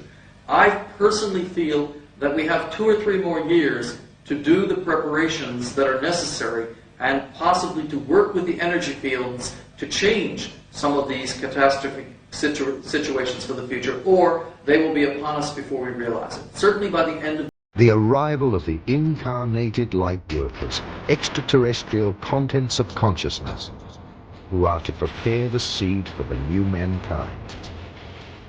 The pole change towards the spiritual, towards a new golden era has already started. Instead of living in primeval fear, this new generation is intended to live in primeval trust. Indeed, all the negative events are justified in the cosmic plan, which we do not comprehend with our mind. Because nothing exists outside of the divine plan. Even the chaos is the new order. Old prophecies tell that at the end of the Dark Age, the keepers of the higher evolution, extraterrestrials of the Galactic Confederation, will return to Earth in their lightships in order to supervise the process of ascension.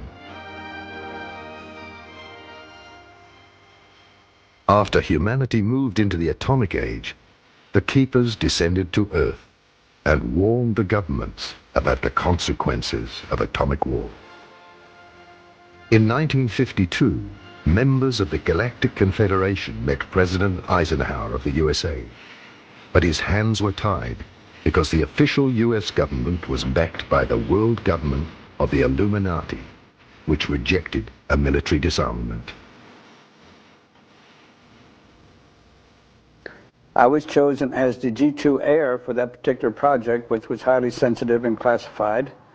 And as a result of that, I was in charge of aerial phenomena, you might say. So all aerial phenomena came through the A2, which was the Air Force representative, and the G2, which was the Army representative, myself. One day, we received a Twix from higher headquarters, which was called the 3rd Army Headquarters.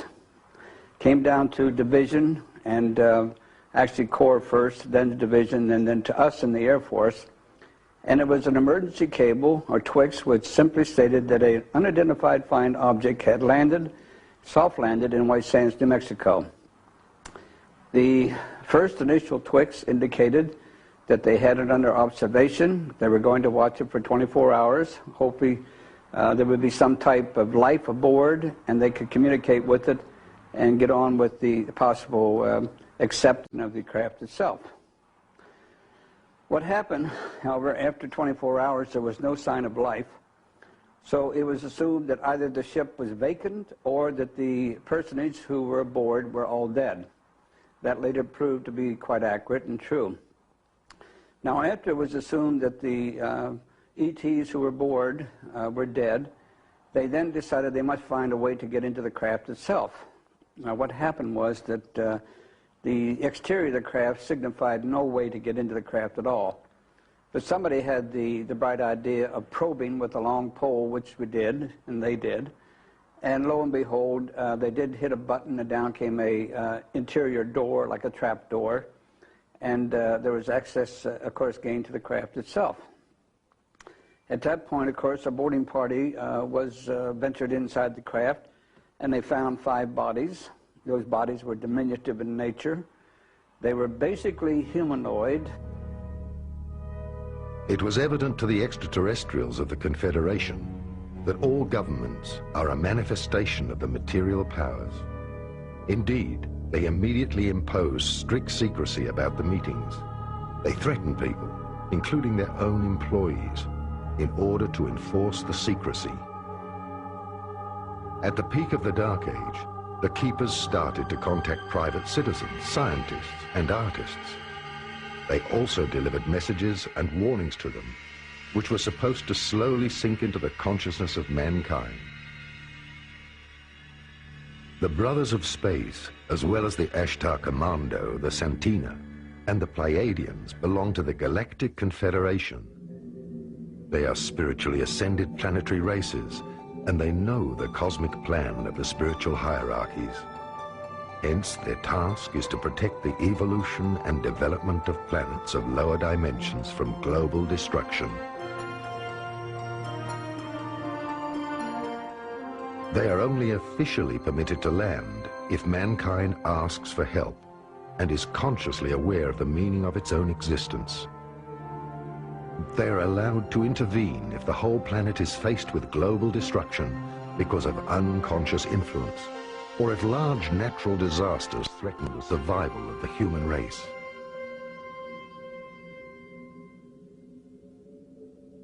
My first real exciting experience back in High Bridge, New Jersey in 1956, USA, was when a craft came in and beautiful angelic beings came out. They reminded me of angels. In fact, they reminded me of my wife. They came out and they gave me a message of love and peace and compassion, that we should change our consciousness, raise it on this earth to love and compassion. Stop killing each other in the name of all these gods. Be good to each other. I listened, and I felt very, very good. I asked where they were from. They said they had come from the vicinity of the planet of Venus. They were golden-haired people with gold eyes, light blue, and between 5, 6, and 6 feet tall. And the message, they said, was given to us, to the people of Earth, in many Bibles. Many Bibles. It's in our scriptures. They came here thousands of years ago. And all our Bibles have their message in of peace and harmony, but we do not listen. This is the problem.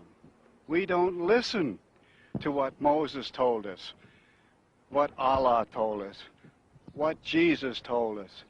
We do not listen. If we would follow the rules and do what the scriptures say, there would be peace and harmony on this planet. The Galactic Confederation has developed a galactic rescue plan since our governments refuse to take notice of their positive suggestions, such as disarmament and environmental protection. In the emergency case of a global destruction by an atomic holocaust, or of a violent magnetic pole flip, millions of people will be evacuated in spaceships.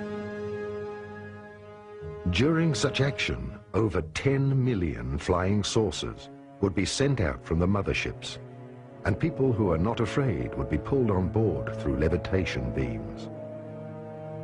The spiritual keepers knew that with the beginning of the atomic age, mankind had arrived at the peak of the Dark Age. The climax of the separation had been reached. The new plan for mankind is the ascension and resurrection of mankind. The awakening and overcoming of the separation should replace Earth consciousness. Worldwide spiritual trance mediums were selected to receive these messages through telepathy or precipitation transmission in order for these mediums to spread the message of the ascension and of the new age worldwide.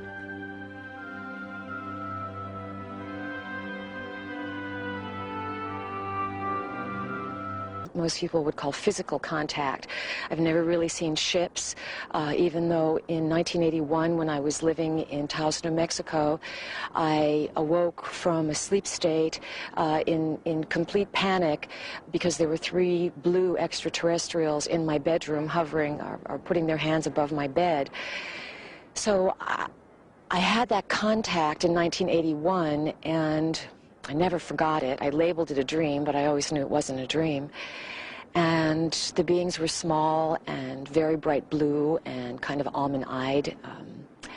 And when I began channeling the Pleiadians, I remembered that event in 1981, and I knew that extraterrestrials, that other life forms were real. And that's what gave me the courage, the belief to allow these beings who said they were from the Pleiades to speak through me. During the course of our friendship and our sharing of my body, they've taught me so many things. And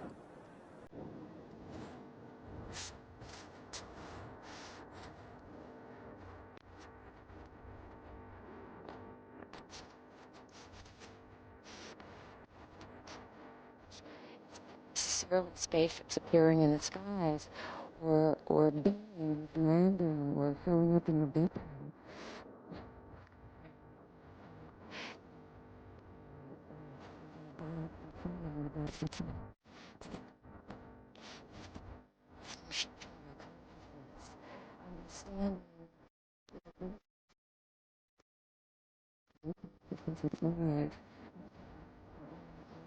With theirs, and we come into a whole new level of the basic message that the Pleiadians that work through me offer is that thought creates reality. They say they come from the future, and they have learned how to penetrate what they call the corridors of time and ride different webworks of time, and they've come into our reality to teach us about something that we need to change, that we need to implant within our basic values of life.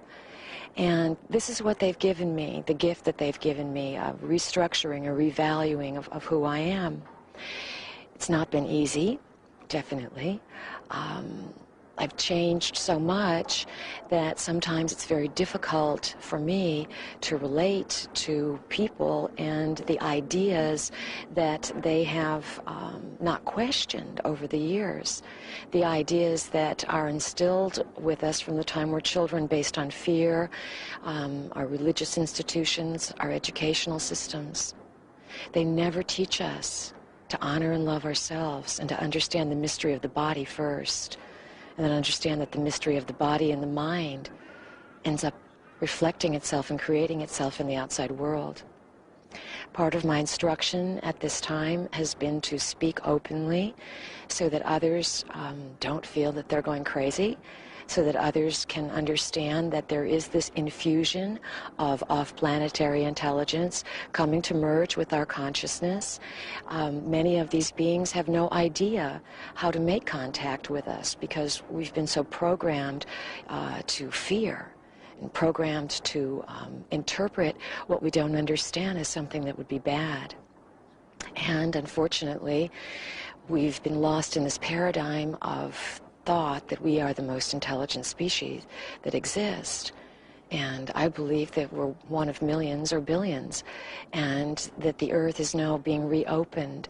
The doorways that will connect us to other forms of life are gently, and sometimes more than gently, sometimes with great collision. Avenues of light, these avenues of thought are being opened so that we can change. I feel that I'm an example, I'm a forerunner for what's going to happen to much of the population. Knowing the thought patterns of humans, that one message was not enough, the Confederation resorted to a much more extensive assistance scheme. After consultation with the spiritual hierarchies and the cosmic intelligences, known as archangels, a common plan was developed with the Archangel Michael to send his legions of light workers to incarnate on Earth. Voluntary extraterrestrials of all planetary hierarchies within our Milky Way helped heal the Earth with the release of a new consciousness on the planet, leading us back to expand the awareness of the planetary Christ, or Buddhi consciousness. First, ascended masters who once left Atlantis decided to incarnate again, as well as countless volunteers of higher planetary hierarchies, to begin the return of the White Brotherhood on Earth. An old Bible prophecy tells of the last battle on Earth, where the Archangel Michael leads his legions into the battle against the unconscious. In 1960, the first voluntaries began to incarnate on Earth with the help of the spiritual worlds, in order to prepare for the coming of the legions. The legions would incarnate from about 1970 onwards, if the vibration of the planet was slightly raised in order to change the world from within.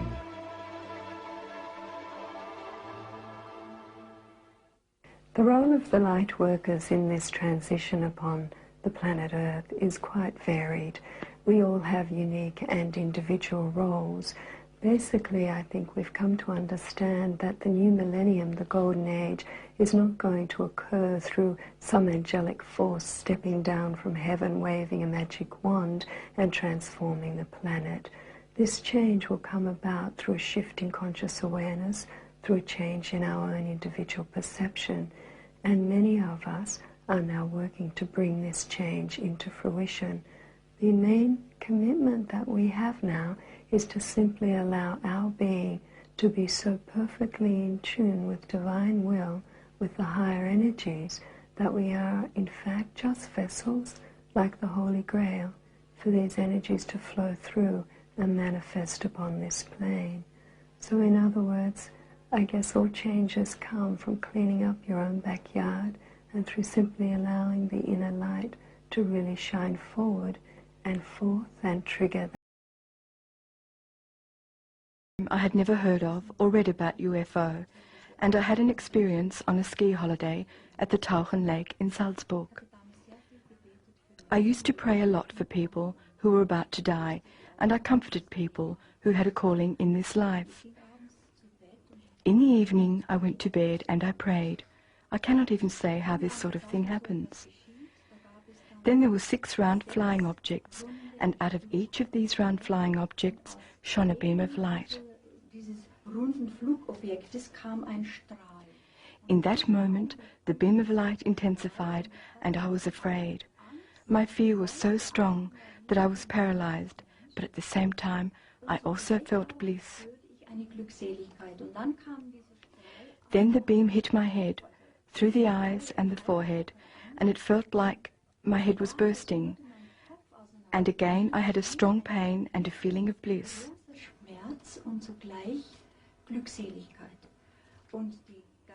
And the spiritual realization, that is, a real transmission, a communication, an understanding, we are energy, and if you hold as much energy as we do, we will come and take you from the earth. There is only one possibility, love. I always sleep naked in bed, if you do not mind me saying so. The temperature was -15 degrees. I went outside onto the balcony and I was pulled up into the starry sky. I did not feel a cold, nothing. My husband pulled me back into the room. For 3 days I was supposed to ski, but I was like paralyzed, like totally absent. I could not think, feel, wish for, want anything else but this message which I had been given. And as I said, at the time, I had neither read nor heard anything about UFOs. Later, when I had moved to solar, I had a further experience. Again, it was before midnight. Something pulled me out of my body. I really saw how a force pulled me out of my body, and then it spoke in me, Rolf. That is the name of my husband. Together we have decided to further realize ourselves in the Christ consciousness, in his love and in his wisdom, and that is why I was allowed to remain here. Indeed, I had the feeling that I had already been taken away at the time. With the return of the light workers, all the lost knowledge of the secret sciences will return to Earth. The ancient knowledge about crystals, healing, colors and sounds, herbs and flower essences, as well as electromagnetism will return. But this knowledge will only be a temporary concept until human beings achieve their own true completion. Different seeds of stars choose a much more difficult path. Since Atlantis, they have incarnated many times up to this century. They were students of the light masters from Atlantis and descending extraterrestrials. These souls were magicians, witches, healers, high priests, and the initiated of many centuries. They descended long ago to be a light for mankind on their path of darkness. They were often persecuted, killed, silenced, and laughed at because of their knowledge of the higher truth. They swam like fish against the currents of humanity. You are a member of a Rosicrucian secret society. Yes, it is the Rosicrucian Order, or Amok. It is the only official and true one. It was founded 3,500 years ago here in Egypt. The teachings are of Hermes Trismegistus. The entire spiritual line, let's say, is laid in order to find the path to God. Everyone has to find his path. These teachings are pure and real, and they are constantly updated, scientifically, and let's say also on a spiritual level. Wissenschaftlich und auch, sagen wir, spirituell.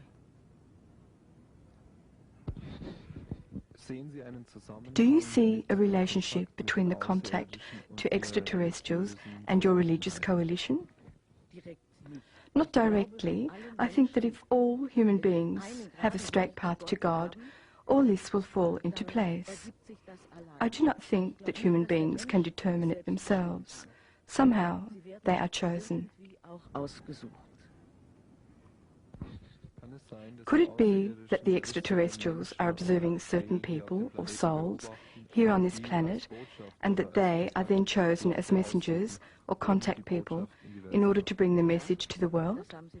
Yes, they have confirmed this to me. They are observing. Yes, the technical information that was given to me in early life is coming out now, and they said it would come out over the years as time went by.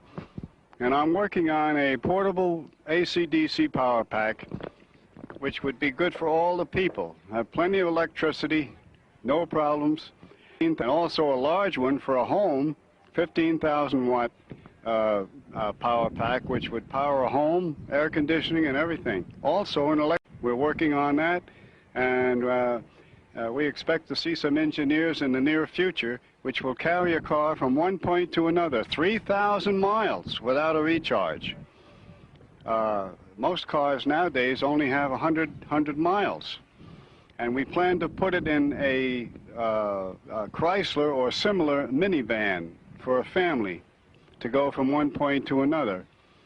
And also, my favorite goal is to build a 40-foot electrocraft, electrodynamic propulsion, no gasoline, and no jet fuel, but the people who give us the electric or the fuel and the gasoline and oil won't lose anything because it will take even more jobs to create this craft, the parts that are needed on this craft.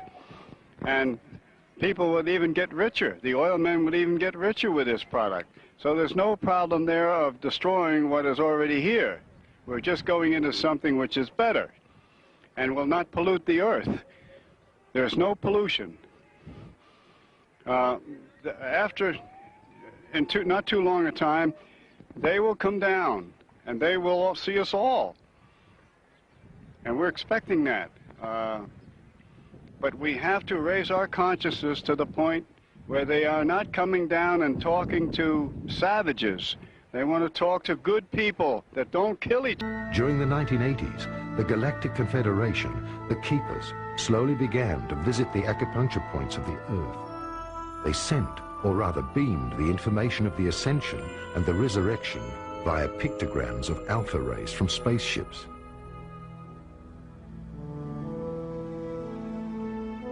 The Keepers send holistic codes into the human subconscious to activate the frequency of the light bodies. The cells of this organism have to adapt to the quickly increasing vibrations or look for another playground in the universe where they can still play with the concept of separation. Therefore, not only will East and West unite within the living planet Earth as two halves of the brain, but also the two parts of the human brain will join.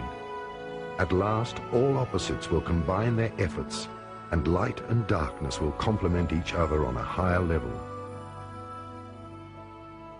In welchem Zusammenhang stehen die telepathischen Botschaften? What is the relation between the telepathic messages that people should meditate and perform magical rituals in power locations and the telepathic messages of the return of the extraterrestrials or the gods of Eden? Well, to a certain extent, the extraterrestrials are sending these messages. The person who has the mediumistic faculties receives the message not only from masters and certain individual beings, but also from the Space Brotherhood. The Space Brotherhood is very committed to assist us all, as well as to help the Earth, to help us on Earth to make the transformation. Could one say that the extraterrestrials, or the Eden gods, as they are always described, bear a relation with our archetypal god figures? Yes, absolutely, because at times, when we did not know that they were travelling extraterrestrials, they were simply considered to be the entities coming from the sky, and thus they were gods to the inhabitants of the Earth.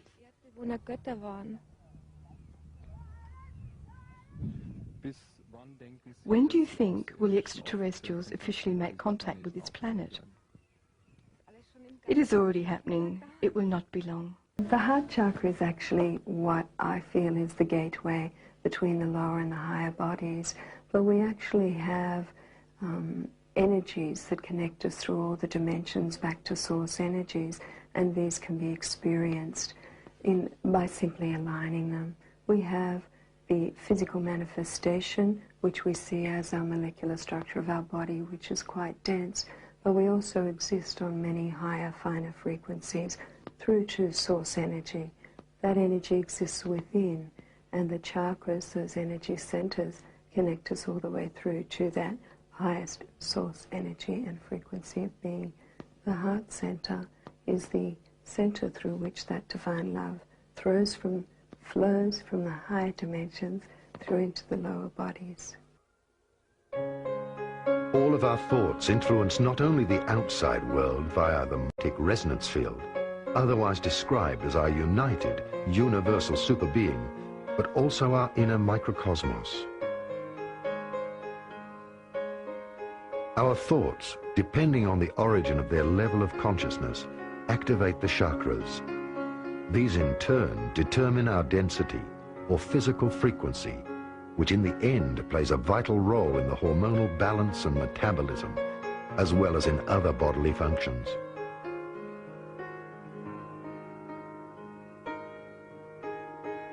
The seven seals are the seven heavens of consciousness within us. The risen masters of earlier cultures were aware of the laws.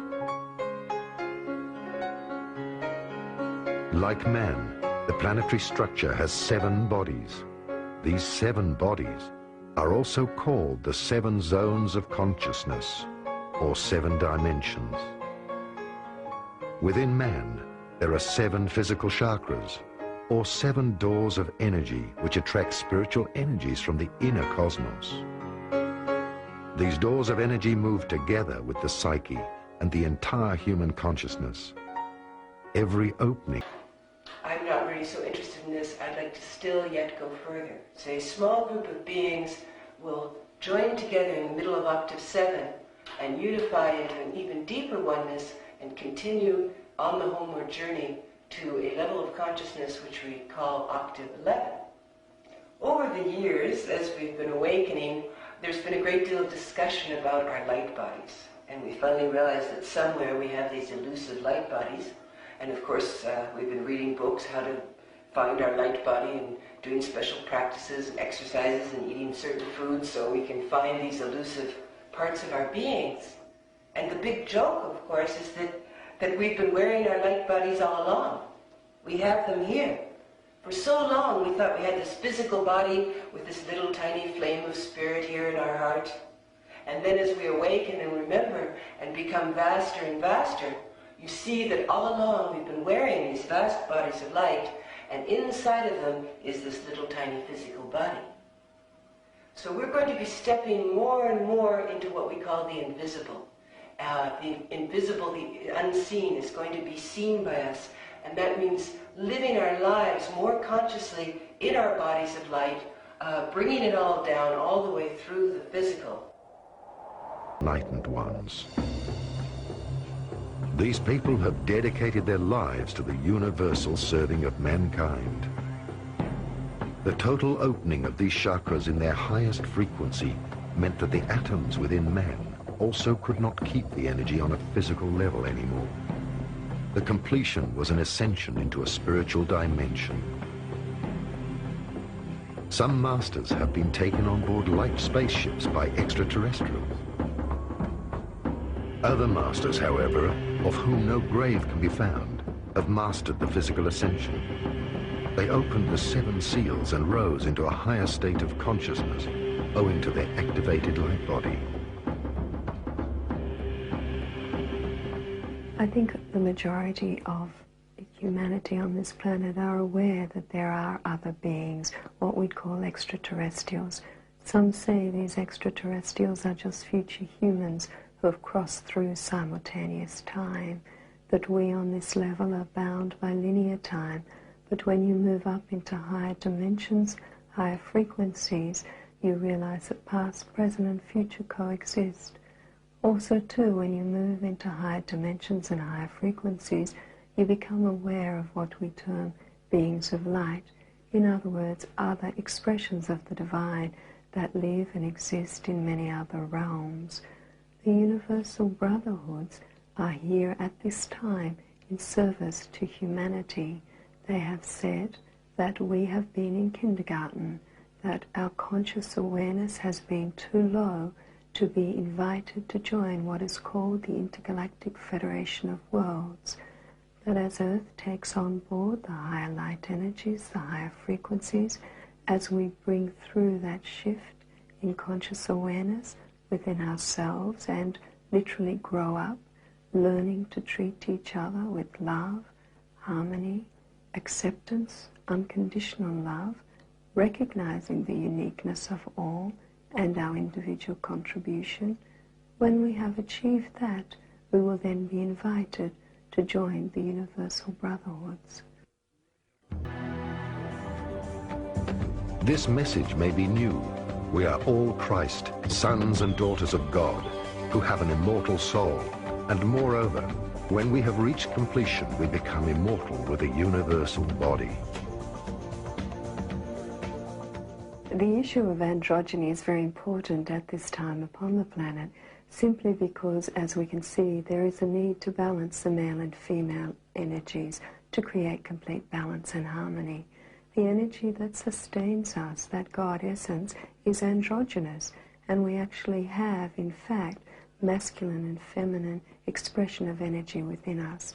A lot of people now are being guided to balance those energies within so that they are more whole, more complete in their expression, instead of just being particularly female or playing a role as society has dictated.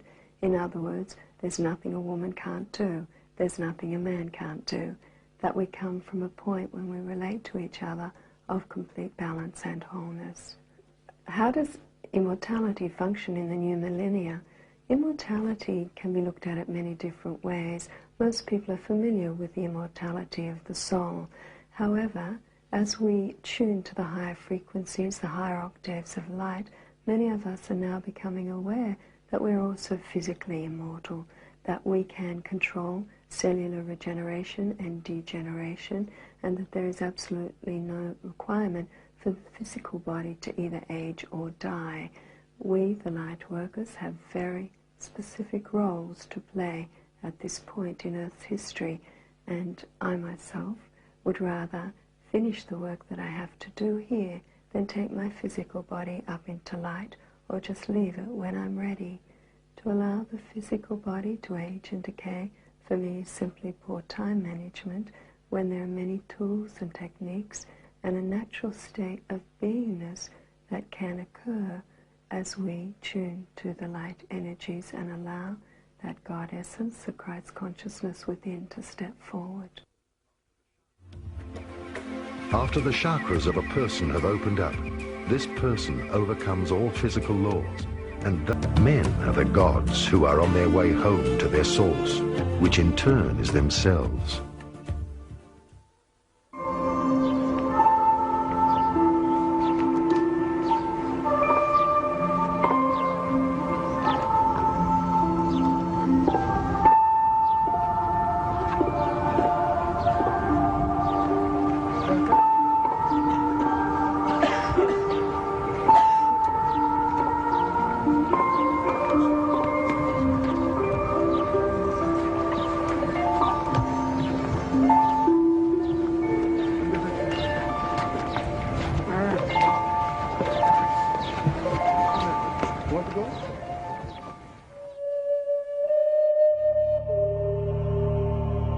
The secret of massive engineering tools in Egypt, of course, is something that is not presently known.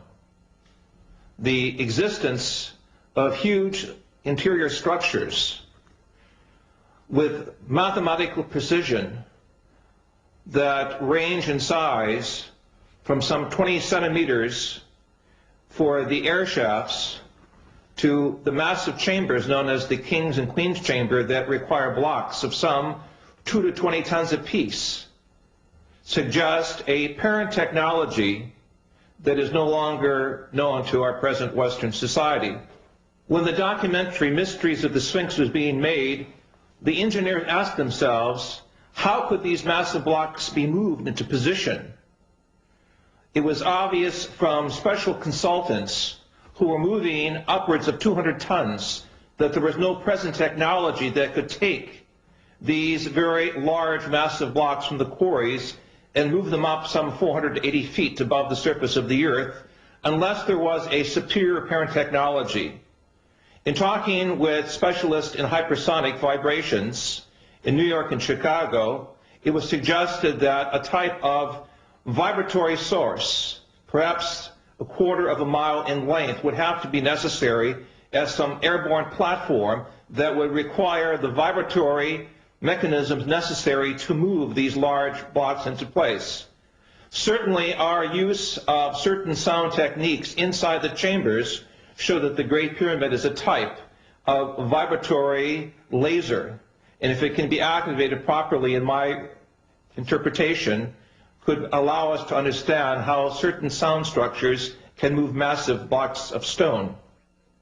The high priests used the pyramids as initiation temples because the energy inside the pyramids was so powerful that students or neophytes, through meditation, were carried into a different dimension of consciousness.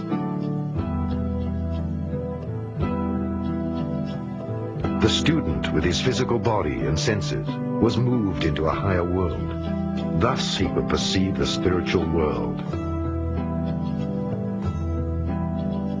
Until this very day, another great secret remains. The pyramids were used as natural doors of dimension gates, as openings and doors leading to the inner earth.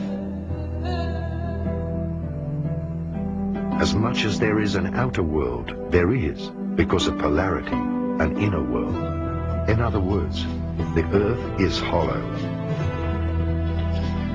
As things are on a small scale, so they are on a large scale. Hermes Trismegistos taught that everything in the universe is set up according to the same organizational plan. One could say that the Earth is like a huge atom, hollow inside, with a nucleus at the center which represents the inner sun. Just as we humans do not see the outer curve of the globe, one is not able to perceive the inner curve when entering Hypereia, the legendary lost crystal cities of Agartha.